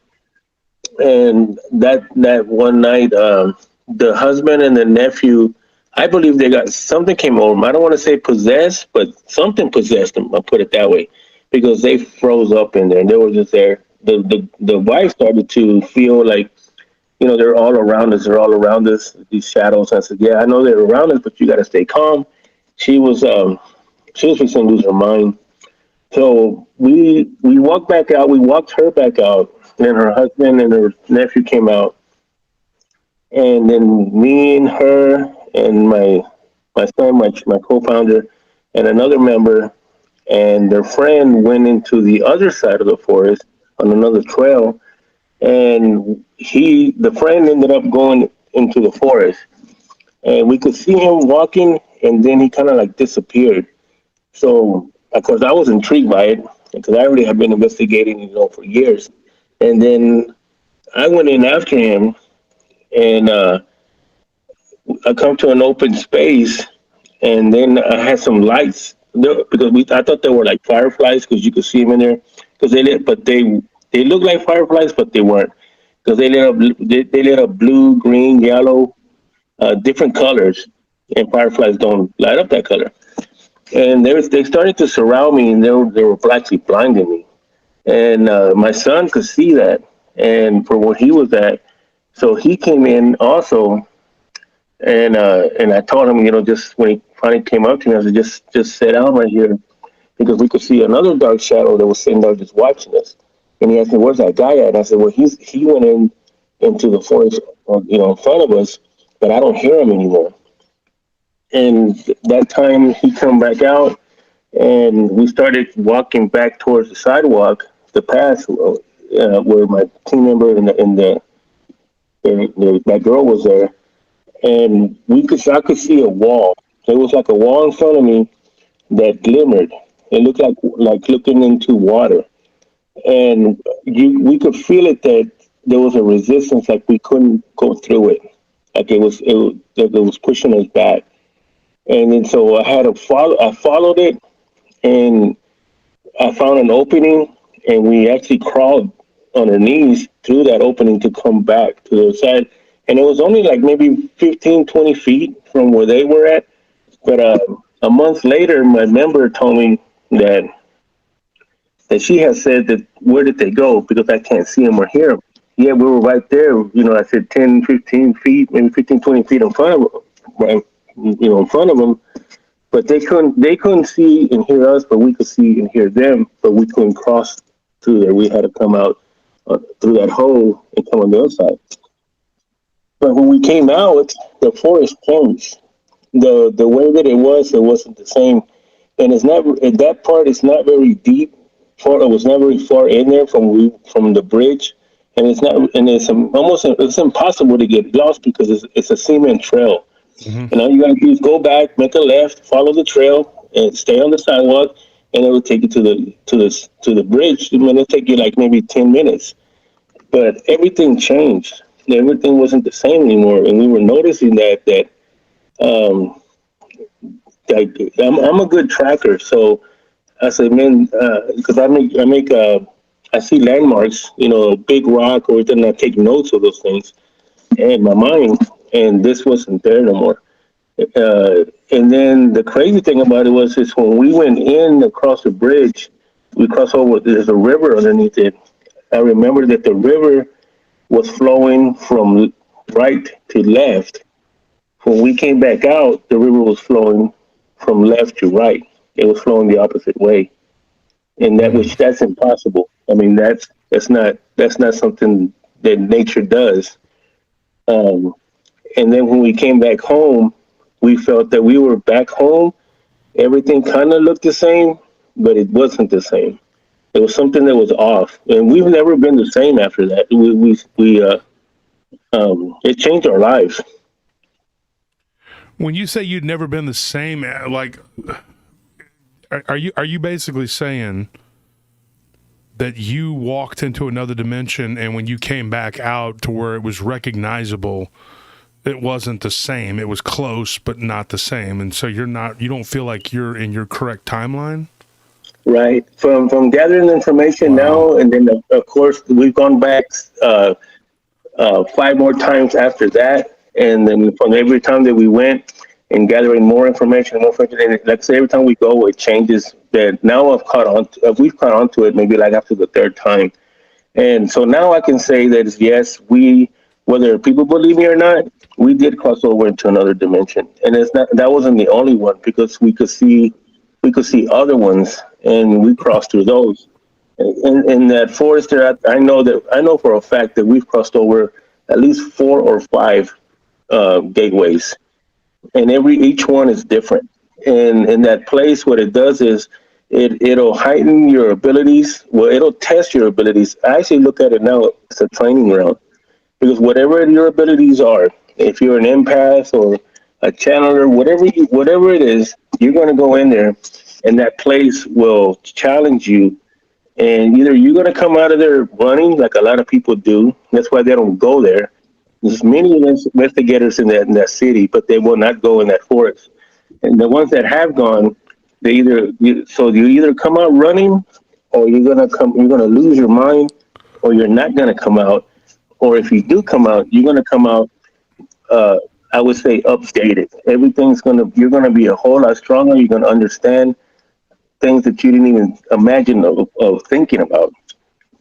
And so it's a rough deal. And even this last time that we just went, I went back in there, and we used our spirit box, and I already had an idea of what it wanted from other people that I know that channeled through there with me from here, from where I live, and it wanted me to go back into the forest, but it wanted me going by myself to go find something. I didn't know what it was at the time, and because it's native land, all of it has to do with natives, the indigenous people that live there, the tribes. And I did, and I ended up. I wish I could show you. I wish this was where you can see, but I did get a bone that was in there about 1.5 miles inside the forest, but I had to go in by myself, and it was very difficult because there was a lot of things that were coming at me, and of course, in your mind, you see things it gets into your mind, into your consciousness, and but I feel like I achieved that. But yeah, we did cross over to other dimensions. That's why when we came back, and now I believe that me and my son, because my son started to run into a lot of problems as far as trying to deal with where we're at, because I like I said, you come home and you feel like it's your home, but there's just something about it that's just not right. You know what I mean? And you know when you're home, Do you think it has anything to do with the Mandela effect? Like what's happening with CERN? Like maybe they're messing with things, and there's portals and things opening up. And when you guys walked through that portal, when you finally found a way out, you ended up in an alternate timeline. give me a specific though. Like what specifically, other than just like a feeling? Do you have anything specific that you could put your finger on and say this is different? Like this is not how this is spelled, or this is not how my wife's hair was different color. Yeah. You know what I mean? Like. Right. Yeah. Well, when we went back the fourth time, because we knew, I found the entrance that we went into. It took me 4 times but I ended up finding it on satellite actually, because you can go on the road on that little trail. So when we got to that, we found it, and then we went back just for that specific reason, because I told my son, because my son was about the verge of losing it, and then I said, okay, we need to go back.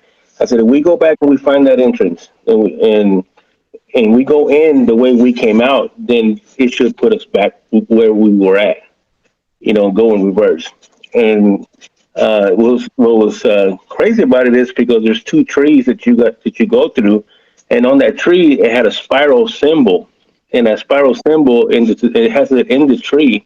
I try to take a picture of it, but equipment doesn't work in there. I have a lot of good equipment, but really nothing works in there like that. And that spiral represents portal, an entrance to a portal. You can Google it, you can see it. It's a round spiral, depending on which way it's turning. So it's kind of like having an open, like an enter or exit on top of the doors. So it sounds coincidental that, here's a portal, and it has a symbol representing that's the entrance. You know what I mean?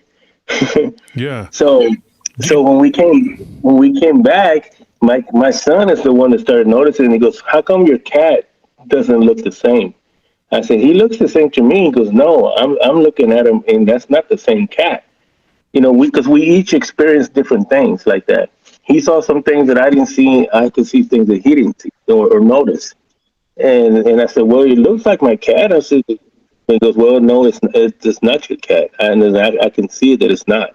I said, "Well," and then another thing too, if we're talking about that, is people that I knew had aged about 20 to 30 years. I saw people that I knew, and that's what freaked me out, because that was like, wait a minute, I remember seeing this guy before we left. I haven't seen him in a little while, but it hasn't been no 30, 40 years, because he's old.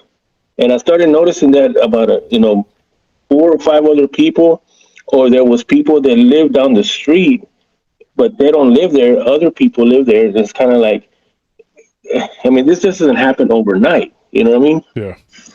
So there were things like that we did start to see that were physical.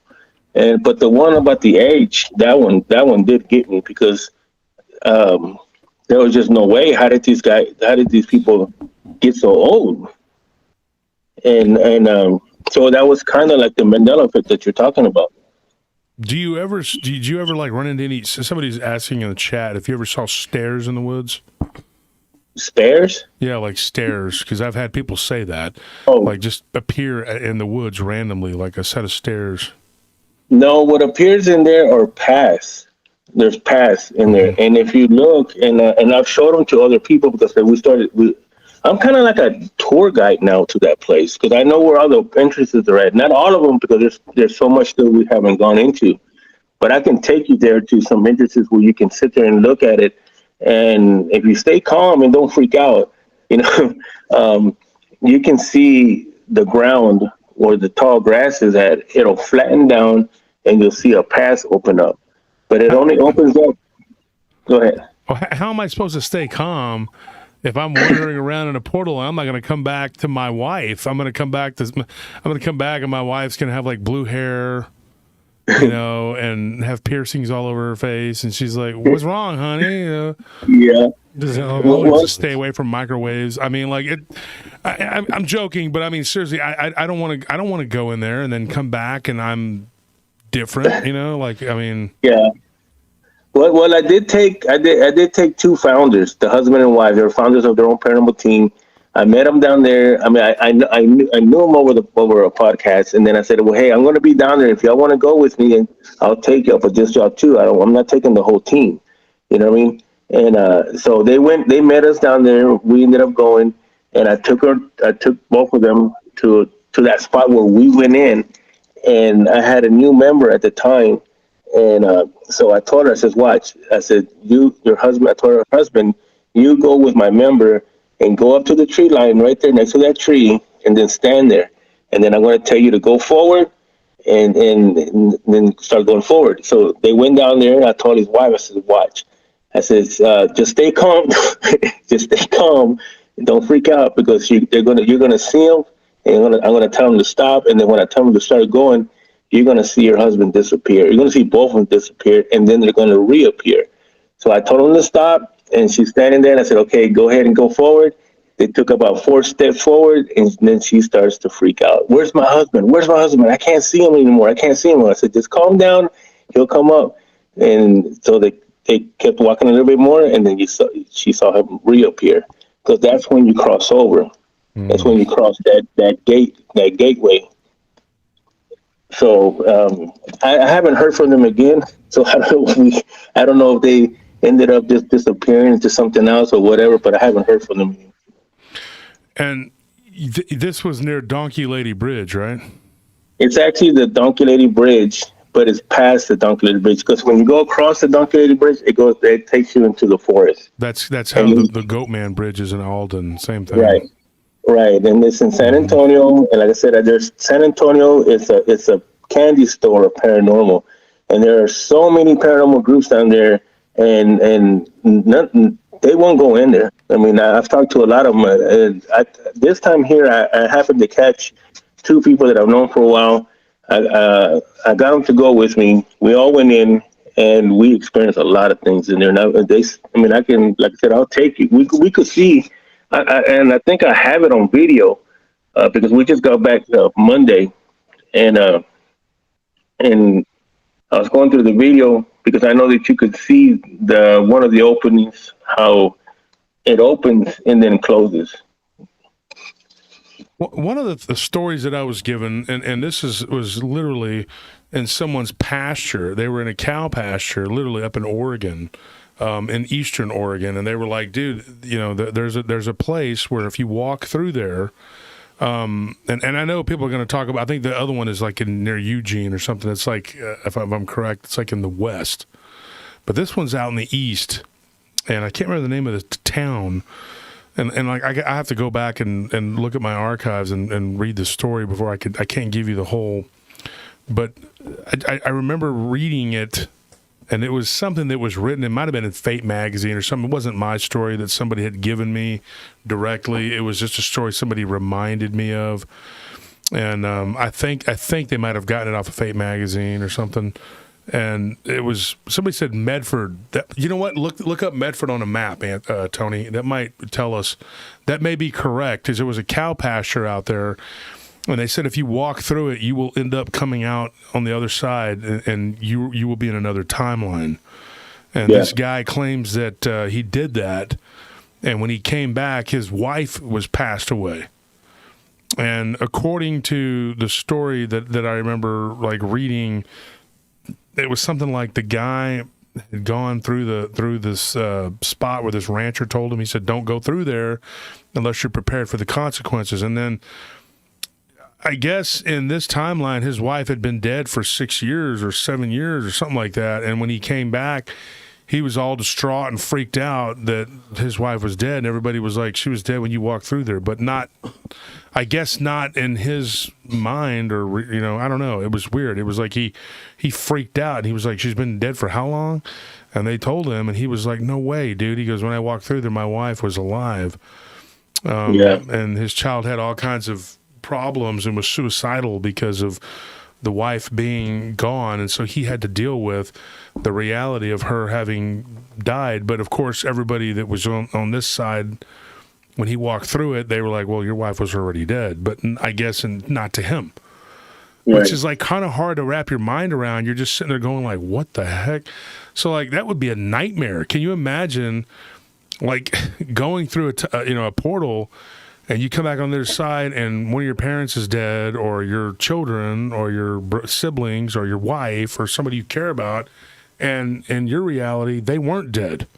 But you go back, and now they are. I mean, it would be, but that's tantamount to like that. That's the Mandela effect right there. I mean, there's people that have had it really bad, and then there's other people that are just like, oh well, they misspelled, what is it? What was the one they say they misspelled? The Bernstein Bears, and then other people have had some serious problems with this Mandela effect. I mean, I believe it. The thing with us is that, and like I said before, that I know that we live on a different. The thing about this is I figured out that the timeline that we came back to, like I said, it wasn't, and like my wife even said it. My wife is not into paranormal. She's not into any of this stuff. And when we came back, not even a week later, like maybe 3 or 4 days, she messaged me in the morning. I was getting to work at 5 a.m. She says, I don't know what happened, but you're not the same, and this place is not the same. You need to put it back. And I said, well, I'm going to try to figure it out, because that's when I said to myself, okay, now there really is something going on. You know what I mean? Because now she picked up on it, and she's not into any of this, but she sensed that I wasn't the same, and the place wasn't the same, because now that I came back to this parallel, of course, it's going to change, and it's going to affect things around you. And so I have learned that we now, for the rest of our lives, probably, is that we have to keep jumping, because I've learned that the parallel that I'm in collapses. The time collapses. It only lasts for so long, maybe a couple of months, maybe 2-3 months tops, and it starts to collapse. And you have to jump into the other parallel. And what happens is, like, my body, I will feel it, and it'll start to, like, I can feel it that it starts to, it starts to die out. Like, there's something, like, it's hard to explain, but you know that something's coming to an end. And what happens to me is that I end up laying down, and then I start to see purple and violet lights, and it'll start to pull me until finally, like with this last time that it happened, I had to lay down on the couch, and I was facing the couch, the back of the couch. I closed my eyes because I could see the lights coming, and you could feel it just start to pull you, like from your stomach, like it just pulls you. And then all of a sudden it just like pulled me, and almost like I went through the couch, the back of the couch, and then I was here again. And I have to allow it to happen, because if I don't, then I get stuck in that parallel of time that's collapsing, and you'll stay in it. But that's what happened to my son, because he wouldn't do it until he finally did it. But we had to go back to the forest, cross again into another one, and it's I know it sounds out there, man, but that's what happens. I mean, we're not, like I said, that's why it changed our life. Yeah, well, one of the things that I remember I was listening to, and I can't remember, it was like in 2006, and I can't remember if it was, what was the guy that wrote the book, Anthony, Apocalypse Not? He was on there talking about it. Oh, that was a good book. Let me look up his name. He was on the air, and he was talking about us coming up on 2012 and how we were going to intersect timelines and all this stuff was going to happen, and it did. And intersecting timelines is like there's collapsing timelines that are constantly, and when you said the color purple, that's interesting, because that is also the color of aura and the planet aura too, and you have like these different colors and different colors of the spectrum, and that does represent like a change. John Michael Greer, John Michael Greer, and wrote and see, it's weird because I remember Stephen Greer, but there is a Stephen Greer, but I remember it being Stephen Greer that actually wrote the book, but it's John Michael Greer, two different people. Right. It's weird. I mean, you have all these weird things. Like, I remember a time, okay, just for example, I remember a timeline where Gwyneth Paltrow had a sister named Judith Paltrow. Some people remember that, some people don't. There's all kinds of weird timelines. And then some of the things like the Tiananmen Square, I have dual memories of that. My brother does too. We both remember like the guy getting run over by the tank, but we also remember him not getting run over by the tank. That happens quite a bit. Like, I'll have these dual memories. Like, it's like your alternate selves, you're all kind of like running into each other and just kind of intersecting. and you are all just part of the same soul matrix. And those colors will appear when something weird's about to happen. And there was just one spot in my old apartment. Well, I say my old apartment because I still have that apartment, but I have an apartment. I don't live there per se, but I have an apartment, and my brothers live there. But it was like there was a spot in front of one of the bookshelves where I would see weird blurriness in front of it. And I started talking to Scorpion, who's probably in the chat right now. And he was the only one in the house other than me that said that he saw it too on a couple different occasions. And I would like walk up to that spot and I would feel kind of dizzy. I don't know what that represented. And then I would sit back, and when I'd close my eyes, I'd see these weird octagonal shapes with different colors. Yeah, that's what happens. That's what happens to me. I start feeling dizzy. I already know. I feel a sense because we did lose track of time. We lost 6 hours when we went the first time in the forest, and but that's how I get. I get dizzy, and then you get this feeling of that everything is starting to slow down, and like everything's coming to an end, like your car's running out of gas, and it's running out of inertia. You know what I mean? Just slowly coming down to a stop, and then the lights will hit you in the face, and my eyes. You have to close them. And then you start to feel this pull, and it'll start just to pull you like a magnet. And before you know it, you just shoot, and then you shoot back, and then that's it. It's over. But you done jumped to the other parallel, and you keep going. Yeah. It's so weird, and it's like you're in touch with your alternate reality selves. What people don't understand, and when I tell people, they don't really grasp, not everybody, but some people can really, if they try, they can grasp the nature of reality, but a lot of people can't. Shade Viking made a good point here. He says the brain makes DMT, and that might be what opens the dream doors in the brain to other places. Very possible. And he says pineal gland is a strange thing. Yeah, I mean, it is weird. It's a very strange thing, and when you start to...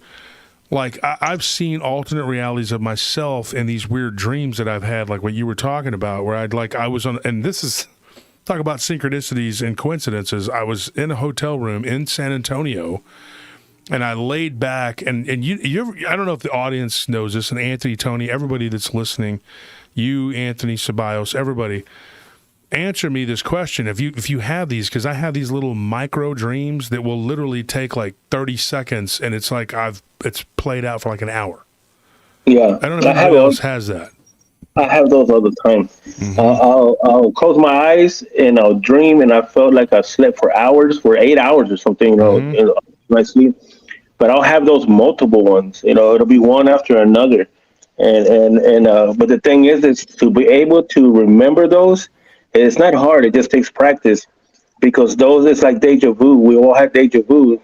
And now I understand what that is. Deja vu is your other, it's not your past lives. It's your other parallels. Yeah. Because they're experiencing it either before or after you, and every decision you make creates a spinoff or alternate reality. And it's so weird. Like, I was thinking about that with the life of Christ. And I was thinking that, what if Jesus, there's stories of him living out the end of his life in these different countries.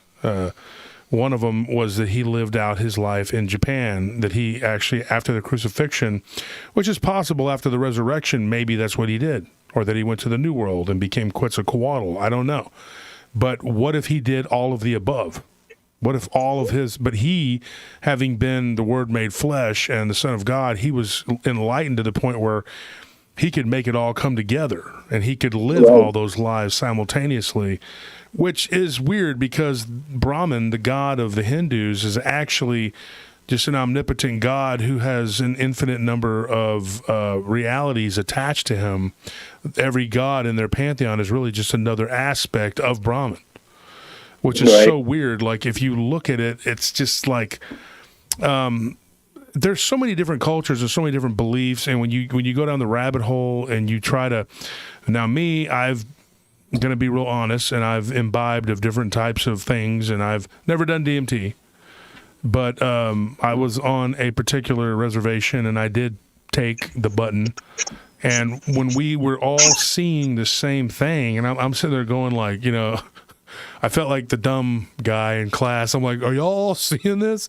And I didn't want to say what it was because I didn't want to sound stupid. But then when other people started describing it, I'm like, okay, so I'm not losing my mind. We're having a collective hallucination, or what is this? Of course, I was in my early 20s and I didn't really understand. Now I do, and I've never done that again, but I've taken other things and been on some weird trips where you kind of go inward, and then you shoot back out. And it really, it's a mind warping thing. It's almost like the Anunnaki, and I go back to this, they had 12 strands of DNA open to them. We have like 2. Okay. So it's not really possible for us to fathom what they could see, much less to fathom, God, which is the universal cosmic mind that connects everything. How do you fathom that? It's like almost impossible. I had someone who, and I'll tell you a quick one here. It was a Dogman story. Somebody had taken a particular hallucinogen, and I'm not going to say it on here because I don't want people going and taking it, and then they're like, oh, well, and then something happens. They say, well, Josh Turner said to take it on. I know I do not condone the use of any illegal substances on my show. In fact, I discourage it 100%. But somebody had taken something akin to ayahuasca, and they had an encounter with what appeared to be these 2 little jumping up and down creatures, and when he followed them, they tried to basically feed him to this werewolf-looking creature. The crazy thing about that was, though, is this thing was him morphing into this werewolf-looking creature, and then it turned and tried to eat him. But it was himself. Right. And now, when I had my Dogman encounter, for years, I had this dream that it was so vivid and so real, but it was like an alternate reality version of myself, and I would either be killed or kill right before I would wake up, or I would kill it, and whatever it was would turn into me after it was destroyed. And it was so terrifying, and I'd wake up and I would just be drenched in sweat. And I would just be, it was horrific. And I kept having these nightmares. I'd fall out of bed and just wake up, and I'd jump up. And of course, my body's just covered in blood. And I'm like, oh, what did I do tonight? I'm joking. That part I'm joking about that. But no, I wake up in the zoo and I'm like, where am I?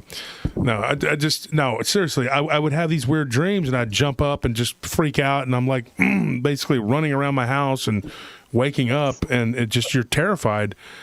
And I believe that when you're shown some of these alternate realities, they're pretty vivid and pretty real. These aren't really dreams. I think they're just glimpses of the other side of the, and you're a killer, and you're a saint, and you're all of the above. And, but maybe the objective is for all of you to be connected and to be good, to try to get to the other side. Because I believe that aspects of your consciousness can be separated from you and literally punished, if that makes sense. So that way, because God says, in the Bible, he's a silversmith, and he's smithing us to try to purify us, to get us cleansed. Now, if you look at Zoroastrianism, which is the precursor to the Abrahamic faith, you would walk on a rope. And if you were, if you fell onto one side, then you were burned in a hell realm, and the other side you were, went to paradise. And it just depended on what and how you lived your life, but it wasn't a permanent state.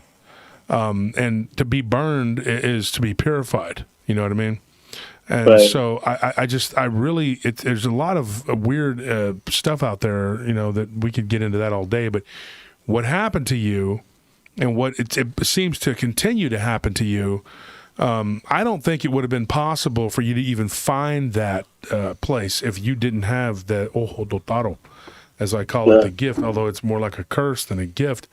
Because when you're a kid, especially, you're like, what the hell's going on here? Why do I have to be the one that sees this shit? You know what I mean? You're like, you're not, you don't want to see this, you know what I mean? But it's there, and you're like, and when you tell somebody, they're like, mentiras, like whatever, mentiroso, you're not seeing anything, go play, go outside, whatever. And I'm like, well, I don't want to be out there because there's something out there, whatever. and you think that your brain isn't working correctly. They think that something's wrong with you. You need Ritalin or whatever. What's it called? Adderall they give these kids now because they bounce off the walls. Well, that's what kids do. Ritalin or Adderall. Yeah, and what that does is it destroys their brain so that they can't see and hear and things. And so you stay trapped in this matrix or whatever.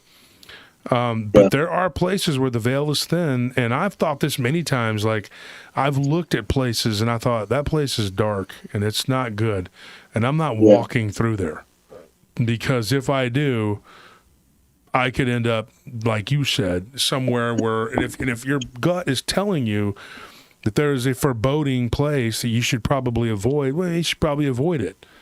I just think that that's what that just common sense. God gave us the cognitive ability to understand and comprehend, and we just don't use it.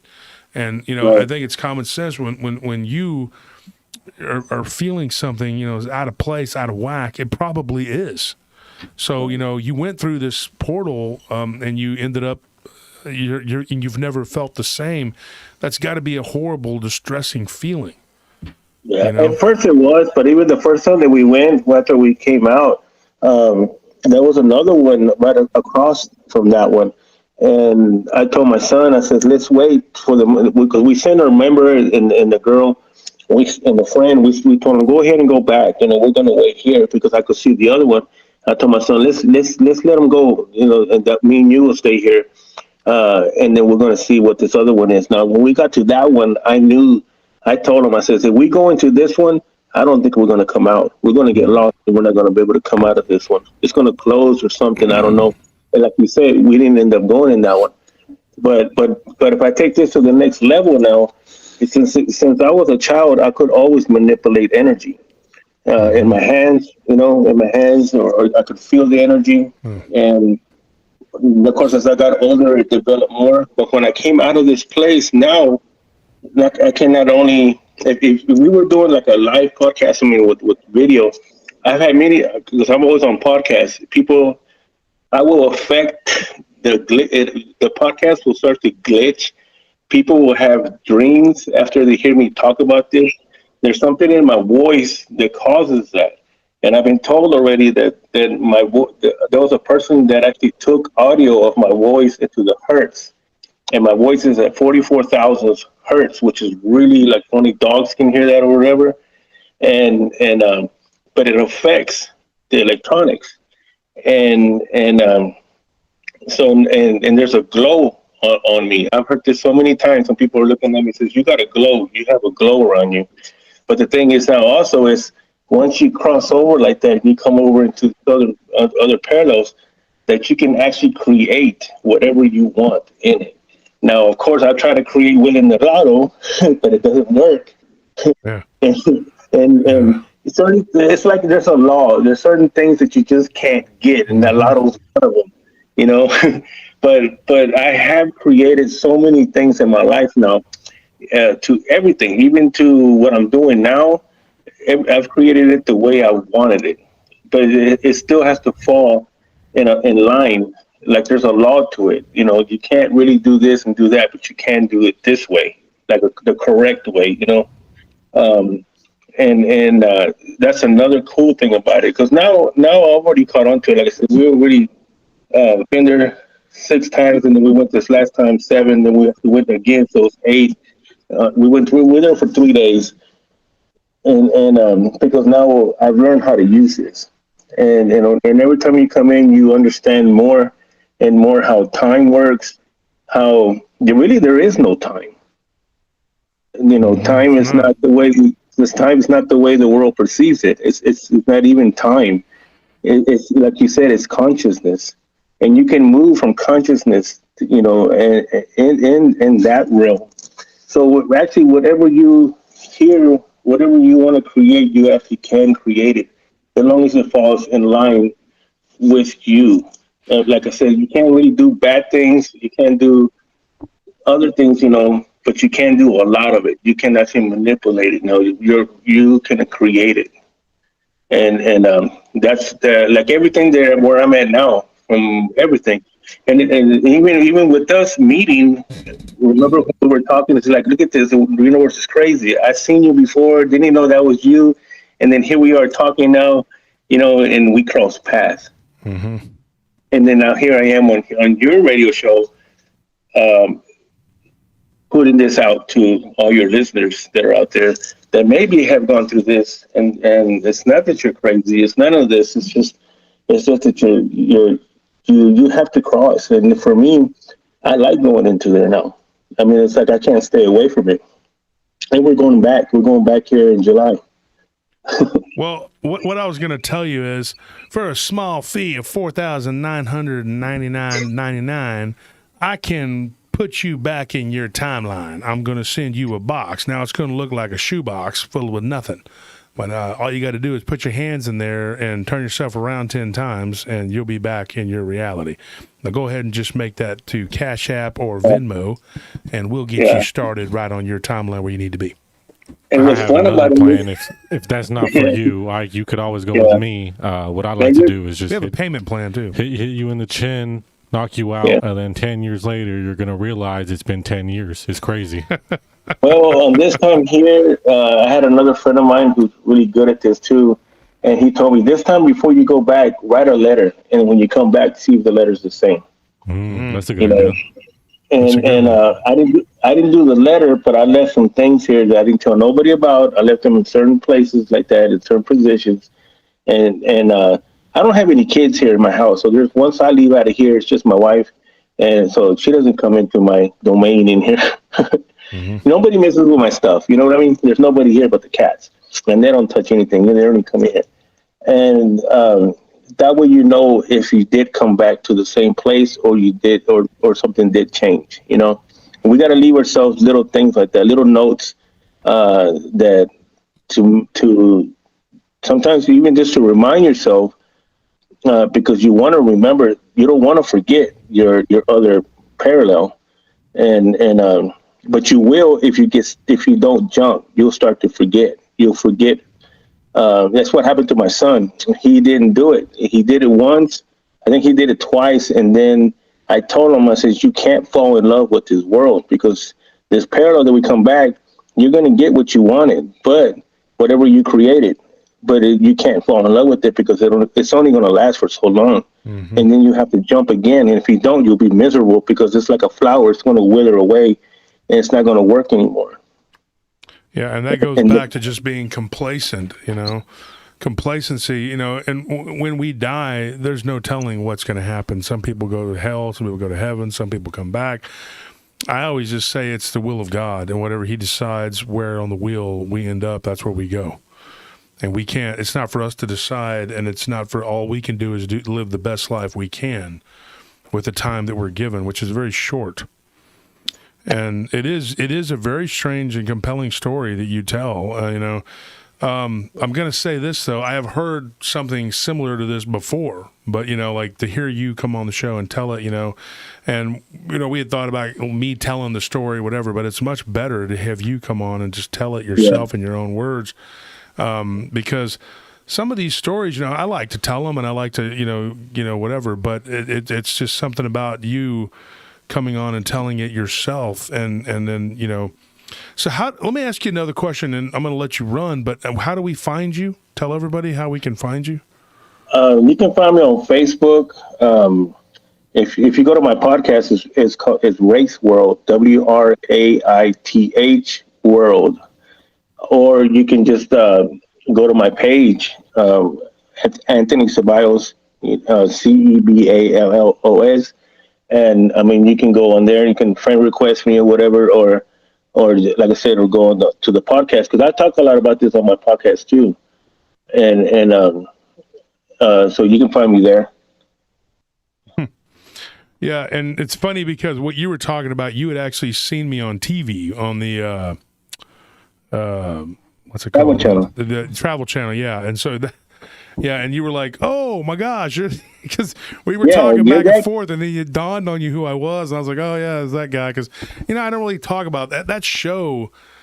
Yeah. There was some weird stuff, and Anthony, you were there when you heard the second time, and when you heard the loud bangs, and that makeup girl ran. Yeah. It was weird. There was some weird stuff that happened on that set. And when I did the pre-interview, I was at one of my places where I worked at that time. It was a client of mine, and they had this huge building. I don't want to say the name of it. It's a place where you go and hit golf balls. Let's put it that way. Yeah. And so there was a point in the interview where there were 3 loud bangs. And they were just like, "What the heck?" And it happened again during the when we recorded. I told him, I said, "Dude, life is weird. There's some weird stuff, And Scorpion had to walk the girl out. She did not want to stick around after that. She was like, "I gotta go," and I don't blame her. Well, that's what I was saying. That's what I was saying earlier, because I saw the show and the place that you were at, and I remember being it's like, God, I want to go to that place. Where is it? And I try to hunt it down. You probably want to go to Dogman Church and go all these places. I'll tell you what, man. I'm going to be doing an investigation pretty soon out near Cistern, because my buddy's got a bar out there, and he believes that it's haunted. He thinks it's a haunting, and there's Bigfoot activity out there. He thinks that's so. Maybe if you guys, I was going to invite my friend from Paranormal Expeditions out there, who he's a police officer, and he works in South Side of San Antonio, and he's been on the show Eddie Hill, and he's like me. His mother was Mexican, his dad was white. And so we hit it off, and we were introduced by Ken Gerhard, and I was on his show October before last. He's been on my show. But I was thinking you, me, and him would be a good team to go out there, and we could check it out and maybe video it, see what we can find, because he's got a bar out there, and it's a really old place. And when I went into my archives last night, I found several Bigfoot encounters in that area going back to like the 50s. Right. And there's cryptids in that forest, too. Yeah, I mean, there's a lot of beings in that thing. Every time you cross over into Donkey Lady Bridge. I mean, yeah, absolutely. Yeah, That's why it's called Donkey Lady. Yeah, the urban legend, I don't really go for it. We did see an operation there, but we never really stayed at the bridge, even from the first time. I really don't go to places because I don't follow the urban legends. I like to find other places, just like that. Everybody goes to the bridge. We don't. We go past. Yeah, that's how it is in Alden. Have you been to Goatman Bridge? The one in Denton. Yeah, well, yeah, it's all the Alden Bridge, but yeah, Denton. But I mean, if you, the bridge is nothing but if you look into the water, we saw this like blue glowing thing. Remember, Anthony, we were there.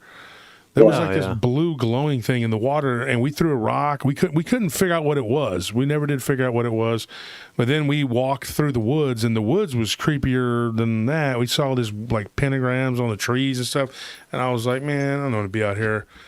But yeah, I'm going to let you run, Anthony. We will be in touch, dude, and maybe we can do some work. I'm not real big on going out and do it because I don't want to get an attachment or something weird happening. But you don't want to cross over and come back and yeah, I don't. I'm kind of happy where I'm at in life. I mean, I got to pay taxes and whatever, but take me to the timeline where you don't have to pay taxes and you can just sit on the beach and drink mojitos.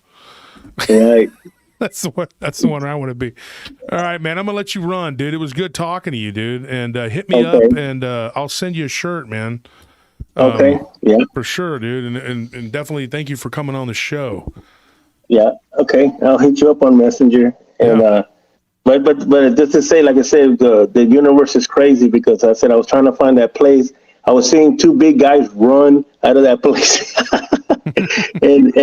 and crazy because I beat my brains trying to find that place, and then I run across you. Well, actually, I think it was Jenny or somebody like that. That she told me, I sent you your. She heard the story. Oh yeah, yeah. It was Jen. She's the one that did that. Jen. Yeah, that's right. I was trying to remember who it was. Yeah, she's the one that sent me your information. She's like, dude, you gotta check this guy out. Yeah, and then we started talking, and then you brought up that place. I said, wait a minute, are you that guy that was on that show? Then that was in there, and he goes, yeah. I said, oh man, that's just nuts, man. You know what I mean? Mm-hmm. But when you look at the bigger picture, it actually got this out even more to other people. This was the whole agenda that this thing does. It's the way it works. This place it's actually the one that's in control. Yeah, that runs, parallel to what my wife had said last night about how it's like a matrix, and we're all just players, within the matrix. And you got people who are active players, and then you got NPCs, the non-playable characters that are just kind of like, and they don't have any kind of inkling of what's going on, and you can't tell them either because they're not going to listen. So, well, if you had more time, I would have told you about that. The people that I see now, that there's a lot of patterns now that I see that I've caught on. They're patterns, and the people that are most of the people that are in my life around here, not that I know of, they're not real. They're just characters in my reality. Yeah. Okay. And I've caught on to that. I'll tell you what. Let me schedule you to come back. I'm booked up until like May, but at the beginning of May, maybe we will have already gone and done the investigation by then. But I'd like to take you out to Cistern. But we need to get together. My friend Arash, he's actually in my book because he's had a Dogman encounter. Dogman, possible skinwalker or werewolf encounter, both. I mean, it's weird. But he's very like in tune with this stuff too, and he owns 3 bars. And they're pretty laid back places, not a lot of problems, pretty chill. But he opened up one out there in Cistern, and I'd like to get your opinion on that one night. Maybe we can meet up out there, because it would be probably an equal distance drive for me, you, and Eddie. And so we could go out there and do an investigation. I think that would be awesome. But definitely, I want you to come back in May, and we'll talk about that. People who aren't people, because believe it or not, me and Tony had a conversation with the lady that works at the gym last night about people who aren't people, because she said the same thing. She said that she would look at someone and she could just feel that she's not, like there's something wrong with them or something like that. They're not real. Yeah, like they're not human, or they're not like natural. Yeah, there's a pattern, and I've caught on to that pattern. I've been shown how it works. Yeah. I mean, me and my wife were driving one day right there on Lamar, by that. Y'all know where that game place I was showing you about with the retro game place? The retro game place, because we were like looking into even that's weird, because I looked at the cover art of some of these Nintendo games, and they're different. And I'm like, I know this game because I used to have this game back in 1986, and I have a very good memory. And I'm sitting there going like, that is not the artwork. This is a totally different world. But there was this guy that was standing, facing the building, and he was just like, it's like he was just standing there walking toward the building. And I told my wife, I was like, do you see that guy? Like it's like he's not even real, or he's malfunctioning, or there's some kind of glitch happening, and these fake people, I don't know, it's just weird. We can get into it all day, but Anthony, thank you for coming on, dude, and I'm going to bring you back. We got more to talk about. I just got to I got to run. I got to get going here in a little while. I got to go, and then I got to record after this because I got to do the show. But I thank you for coming on. We'll be in touch, my friend. Everybody, Anthony Sabios. His name is CEB. Is it correctly ALLA or OS? Is that right? Yeah, CEB as in boy, ALLOS. Anthony on Facebook, and then of course Race World on Facebook too. Because Sabios in Spanish, we don't. That's like La Llorona. Llorona is actually, there's an L there, but people don't know because the way Spanish is. Yeah. So Sabios is his last name, but look him up. Wraith World. It was good having you on, Anthony, and we'll talk again. Trust me. All right. Thank you for having me on. Yes, sir. You have a good night, man. All righty. And thank you, everybody, for listening. And try not to walk in any portals, man. Yeah, I got you, man. I got you. All right. I'll see you. All right. Okay, bye. Bye. So that was an interesting conversation.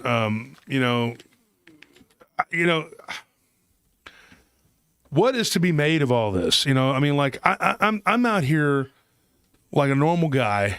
Well, I'm not a normal guy, but I'm not trying to be like super weird all the time. Like I go to the grocery store and I buy food like everybody else, and I stand in line and I put my pants on, like everybody else. I just do what everybody else does. I just have thoughts all the time of weird stuff, and it's considered weird because it's not normal. It's not of the mainstream. I'm not talking about some weird, sick, whatever. I'm not, what's that guy from that show? We were talking about you. Oh, yeah. I'm not that guy. I'm like, I need to protect you. I need to kill everybody around.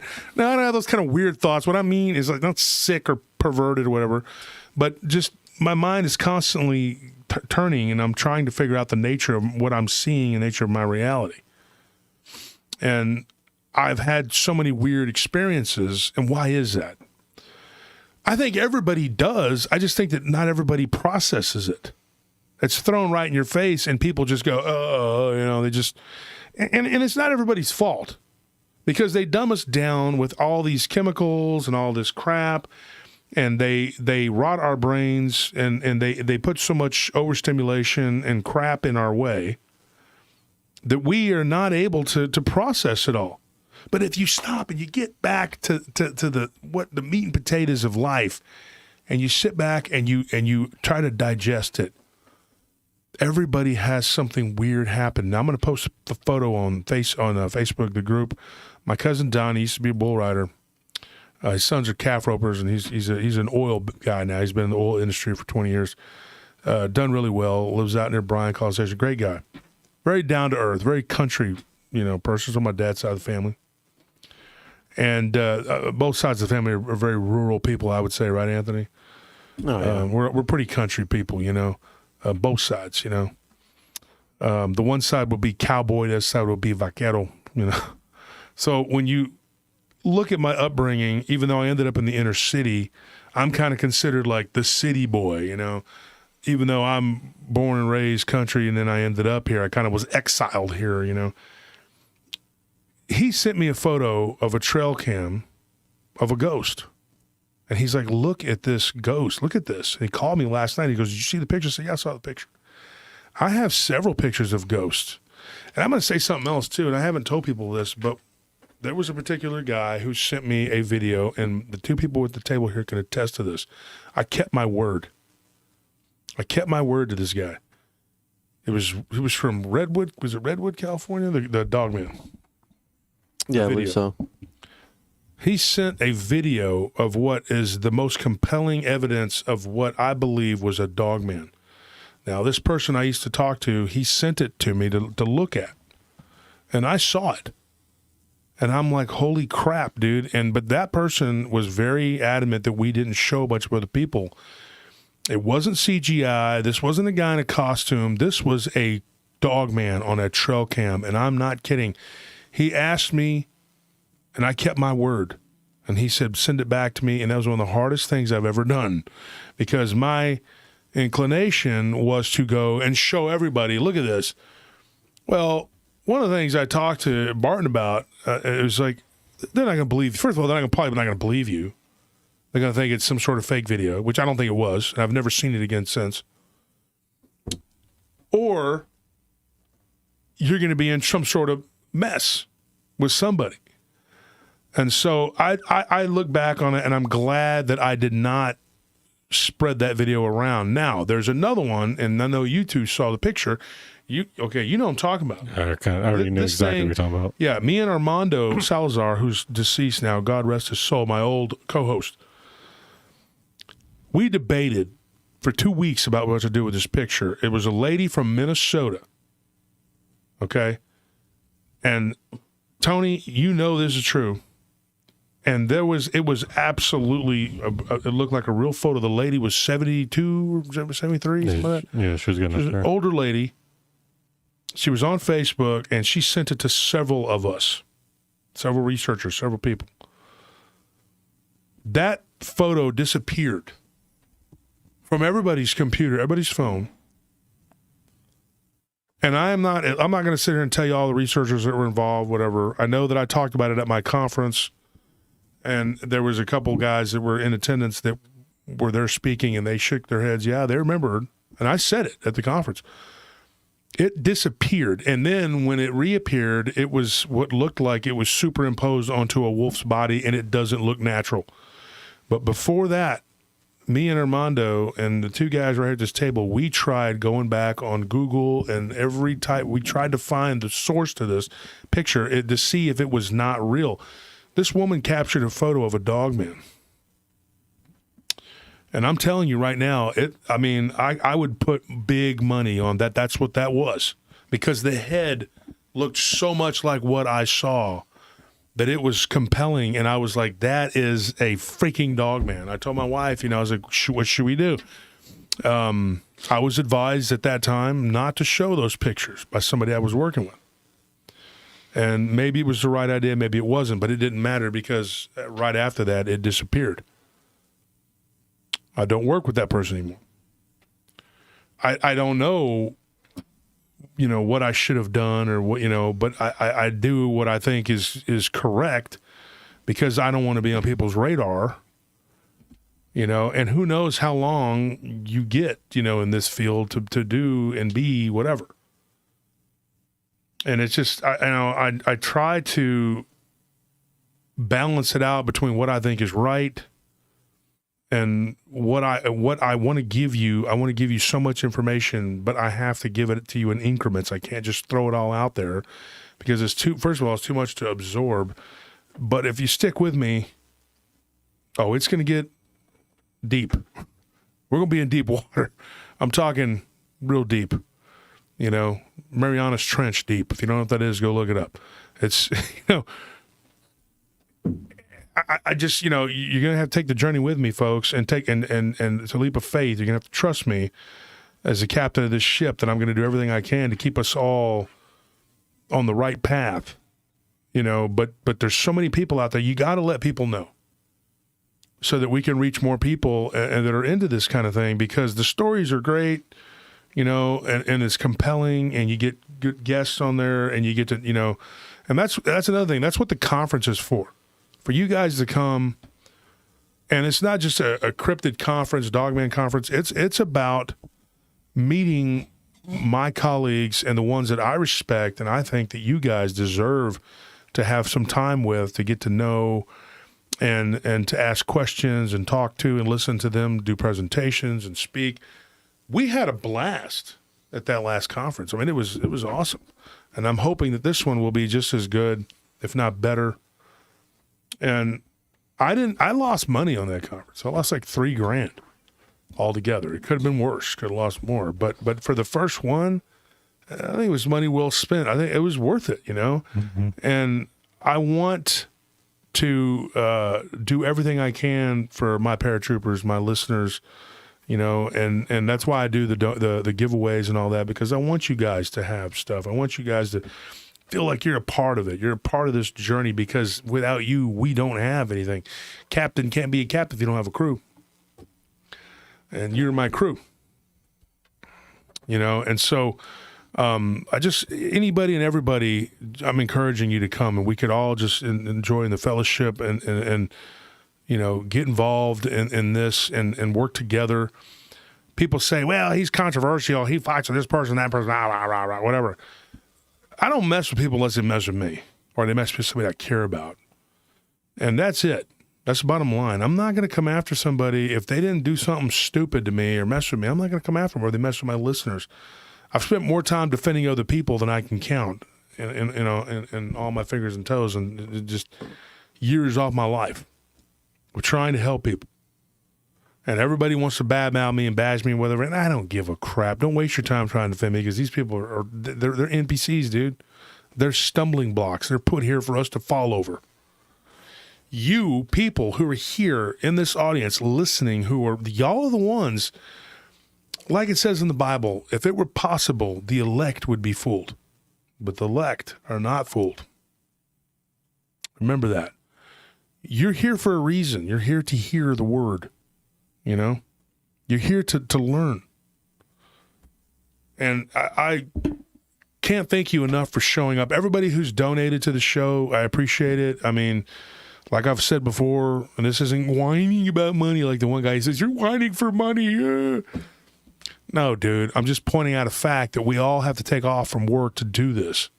We had to pay, bless him, Larry Fisher, he had to here for a conference with his wife, and we had to, pay him a little more. Ask him to come help us. We had to drive all the way to Round Rock to get the guy, because his wife needed to keep the car at the hotels, and then we had to take him over, and give him our patrol car to go drive one of our Crown Vics.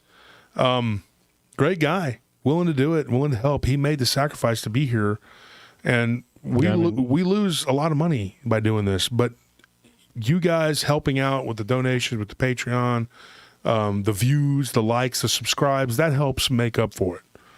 And if I can break even on this, I'm happy, because I'm not doing this as a job. Okay. I started out as a hobby and it's become a second job, but it's not my job. I do this because it's my passion. It's because I like it. Last night we were listening to a guy, and we're not going to get into what he was doing, but he's a botanist, and he was talking about his about different plants and how they germinate and all that. Yeah. And it was fascinating. But it's just an old friend of mine. But it was just listening to him talk and how passionate he is, and he was nerding out, But when we left my friend's bar, we just went there to go eat. We didn't drink. We worked out, but we were hungry, and so we went. And he's open late, and so we went there to eat. And afterwards, Arash, my friend, and I said, "Dude, isn't that cool that we, you sit there and listen to somebody?" And Tony hit the nail on the head. He said, "Dude, listening to anybody talk about something that they're passionate about, and they know a lot about it." It's really, it does something to your soul. It makes you you learn, you know what I mean? I didn't know crap about what he was talking about at first. I knew a little, but then when he started talking about it, it was just it was amazing. It was so interesting. He made it sound so fun and interesting. Let's put it that way. And Anthony was just he said, I really enjoyed, the conversation, just listening to what he had to say. And it may not even be your wheelhouse. But if it's somebody that's really passionate about it and they know it's, it's nice, and this is what I do. This is my passion. And when I'm done tonight, right now, I'm going to record an episode that will be ready for you to listen to on Tuesday. So you have an hour on Tuesday to listen to me yakety yak. So without further ado, let's get to the wheel of broken destiny. The broken wheel of destiny, or whatever, so we can... who was the guy that got the numbers, the 0-1? Did we keep track of him? No, I mean... Well, if he comments, if he's still here and he comments, then I'll recognize his name. I don't know it off the top of my head. But he needs to be here, because if he's not, then putting his name on the wheel is kind of pointless. Yeah, it would be kind of fruitless.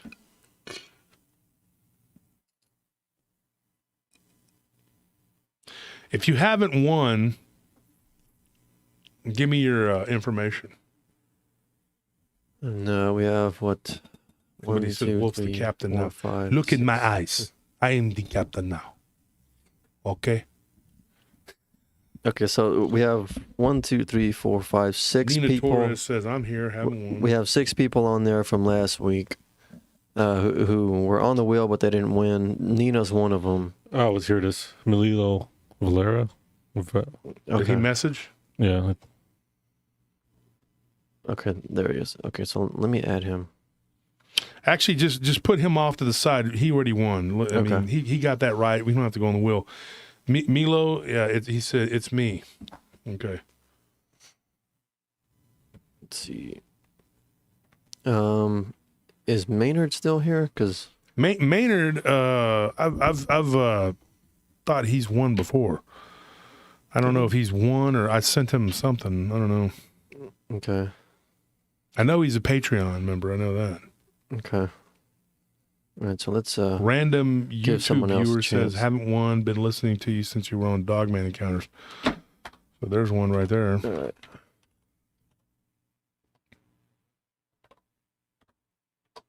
Can Neo beat John Wick? Ah, that's a good one.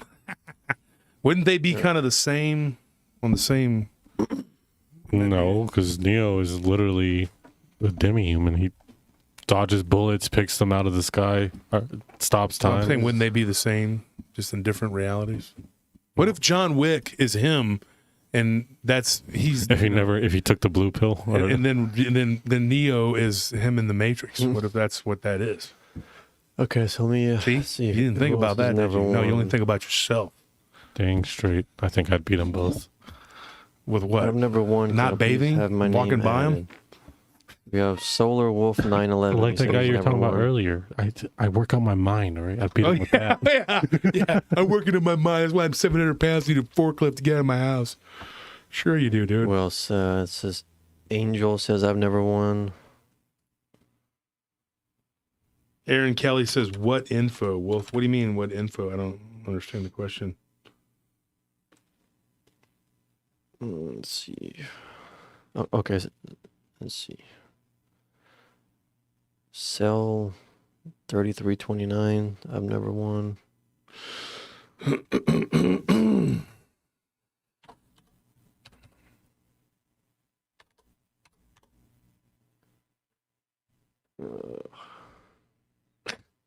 Adam Paulson. His name is Adam Paulson.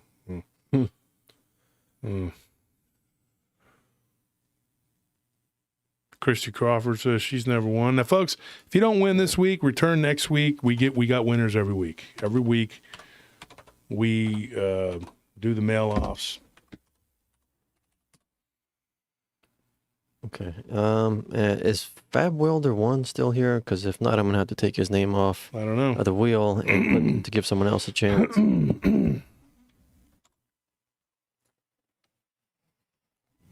Going once, going twice. Fab Welder 1, if you're not here, I'm going to have to replace your name with someone else to give them a chance to win. Okay. It's not here. All right. Who else? Adam Paulson says he hasn't won.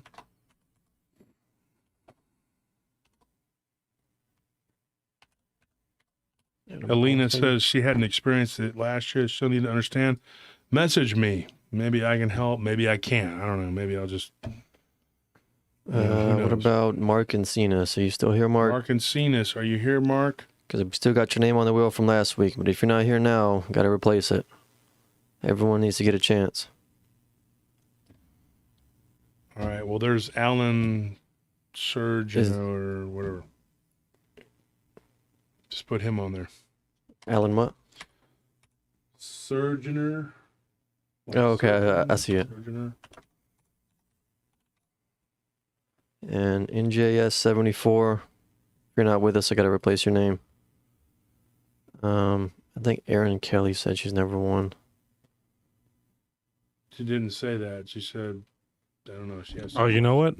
Put Ash on the wheel. She made a couple good comments, but she said in the beginning that she really wanted to be a She's part still of it. with us? Okay. Yeah, just saw her She comment. said I never won. Ash, here we go. Ash. Could be okay. a guy. I don't know. I was looking for it. He, she. Sorry, or I was looking for them, I guess. Okay. Where's so IG88 at? okay, so I think that fills up the wheel with everyone who's here. Okay. Done. All right. Spin the wheel, make me rich, make me rich. Here we go. No. Learn to enjoy losing. It's part of Oh, life. dude. Aaron said she didn't win. Well, Aaron, we'll put you on next week. Let's see. She's like, I did say that. Okay, Aaron, you know what? We screwed up, so we're gonna go ahead and just give it to you. That's a All better right. idea. Yeah, it was our mistake to take We her made a off the wheel. mistake. We'll rectify it. So you and who was the other guy that got the question right? Milo something. Oh, yeah. Meatloaf. Milo something. I would do anything for a hoodie, but I won't do that. Oh no! Sorry, my wife loves that guy. It's good, it's good music. Sad he died, but Okay, let's give it a spin and see who All our right. first one is. here we go. The breaking wheel. Adam Paulson. Adam Paulson. His name is Adam Paulson. There he is, right there. You were just doing your meatloaf impression. That's Can't do a fitting. good one because my throat's still a little scratchy, but let's see. So we got Adam Paulson. First rule of the Fight Club is what? Come on, somebody. What's the first rule of Fight Club? Nobody? Nobody's going to tell me? Nobody's going to tell By me? describing the first rule of Fight Club, you break the first rule of Fight Club. Ah, dang, Ash, you talked about it. You broke the rule. Never talk about it. You guys are all breaking I the rule. broke it from the very beginning. Mm-hmm. So we got Adam Paulson. We got, who was the other? Erin Kelly. I felt bad because we were saying that she didn't, And then Milo something. I forgot the second name. Milo Vargas, I think, something like that. Milo Vargas. And if Valera. yeah. So what else? Who do we got? All right, let's get another one.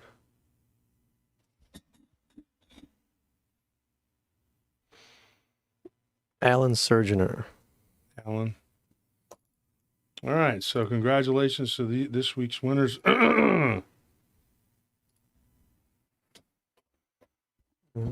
So, and we still got one from last week, and then we had another one that she hit me up and was like, "Hey, I won and I didn't get it because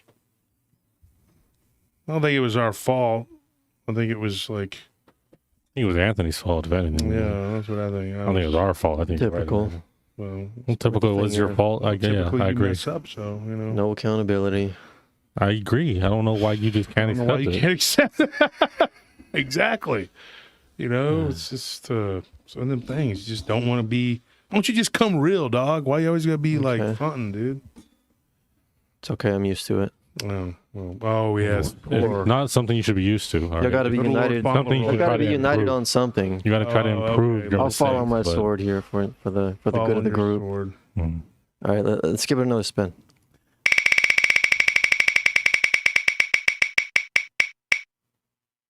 Ash, here we Ash. go. There we go. Oh, look Ash. at that. All right, so how many are we doing? That's it. Okay. 1, 2, 3, 4, 5. We have 5 people. Congrats, Ash.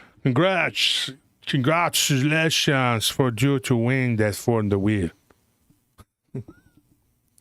Now remember, if you won, don't forget to do your due diligence. You have to send your name and your mailing address and your shirt size. Because to, if you don't, the- then the Dogman could come for you.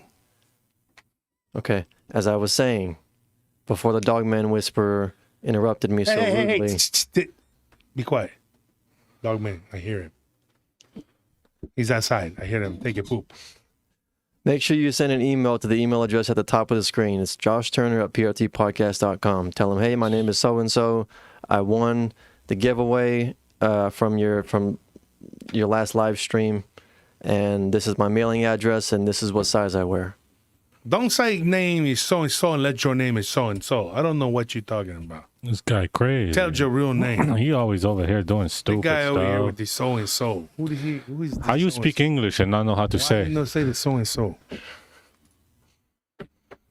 Hi, my name is so-and-so. I don't know who that is. His name You see, Matt he's Menos? trying to distract from me telling you what you have to do to get free stuff, so you don't have to do it.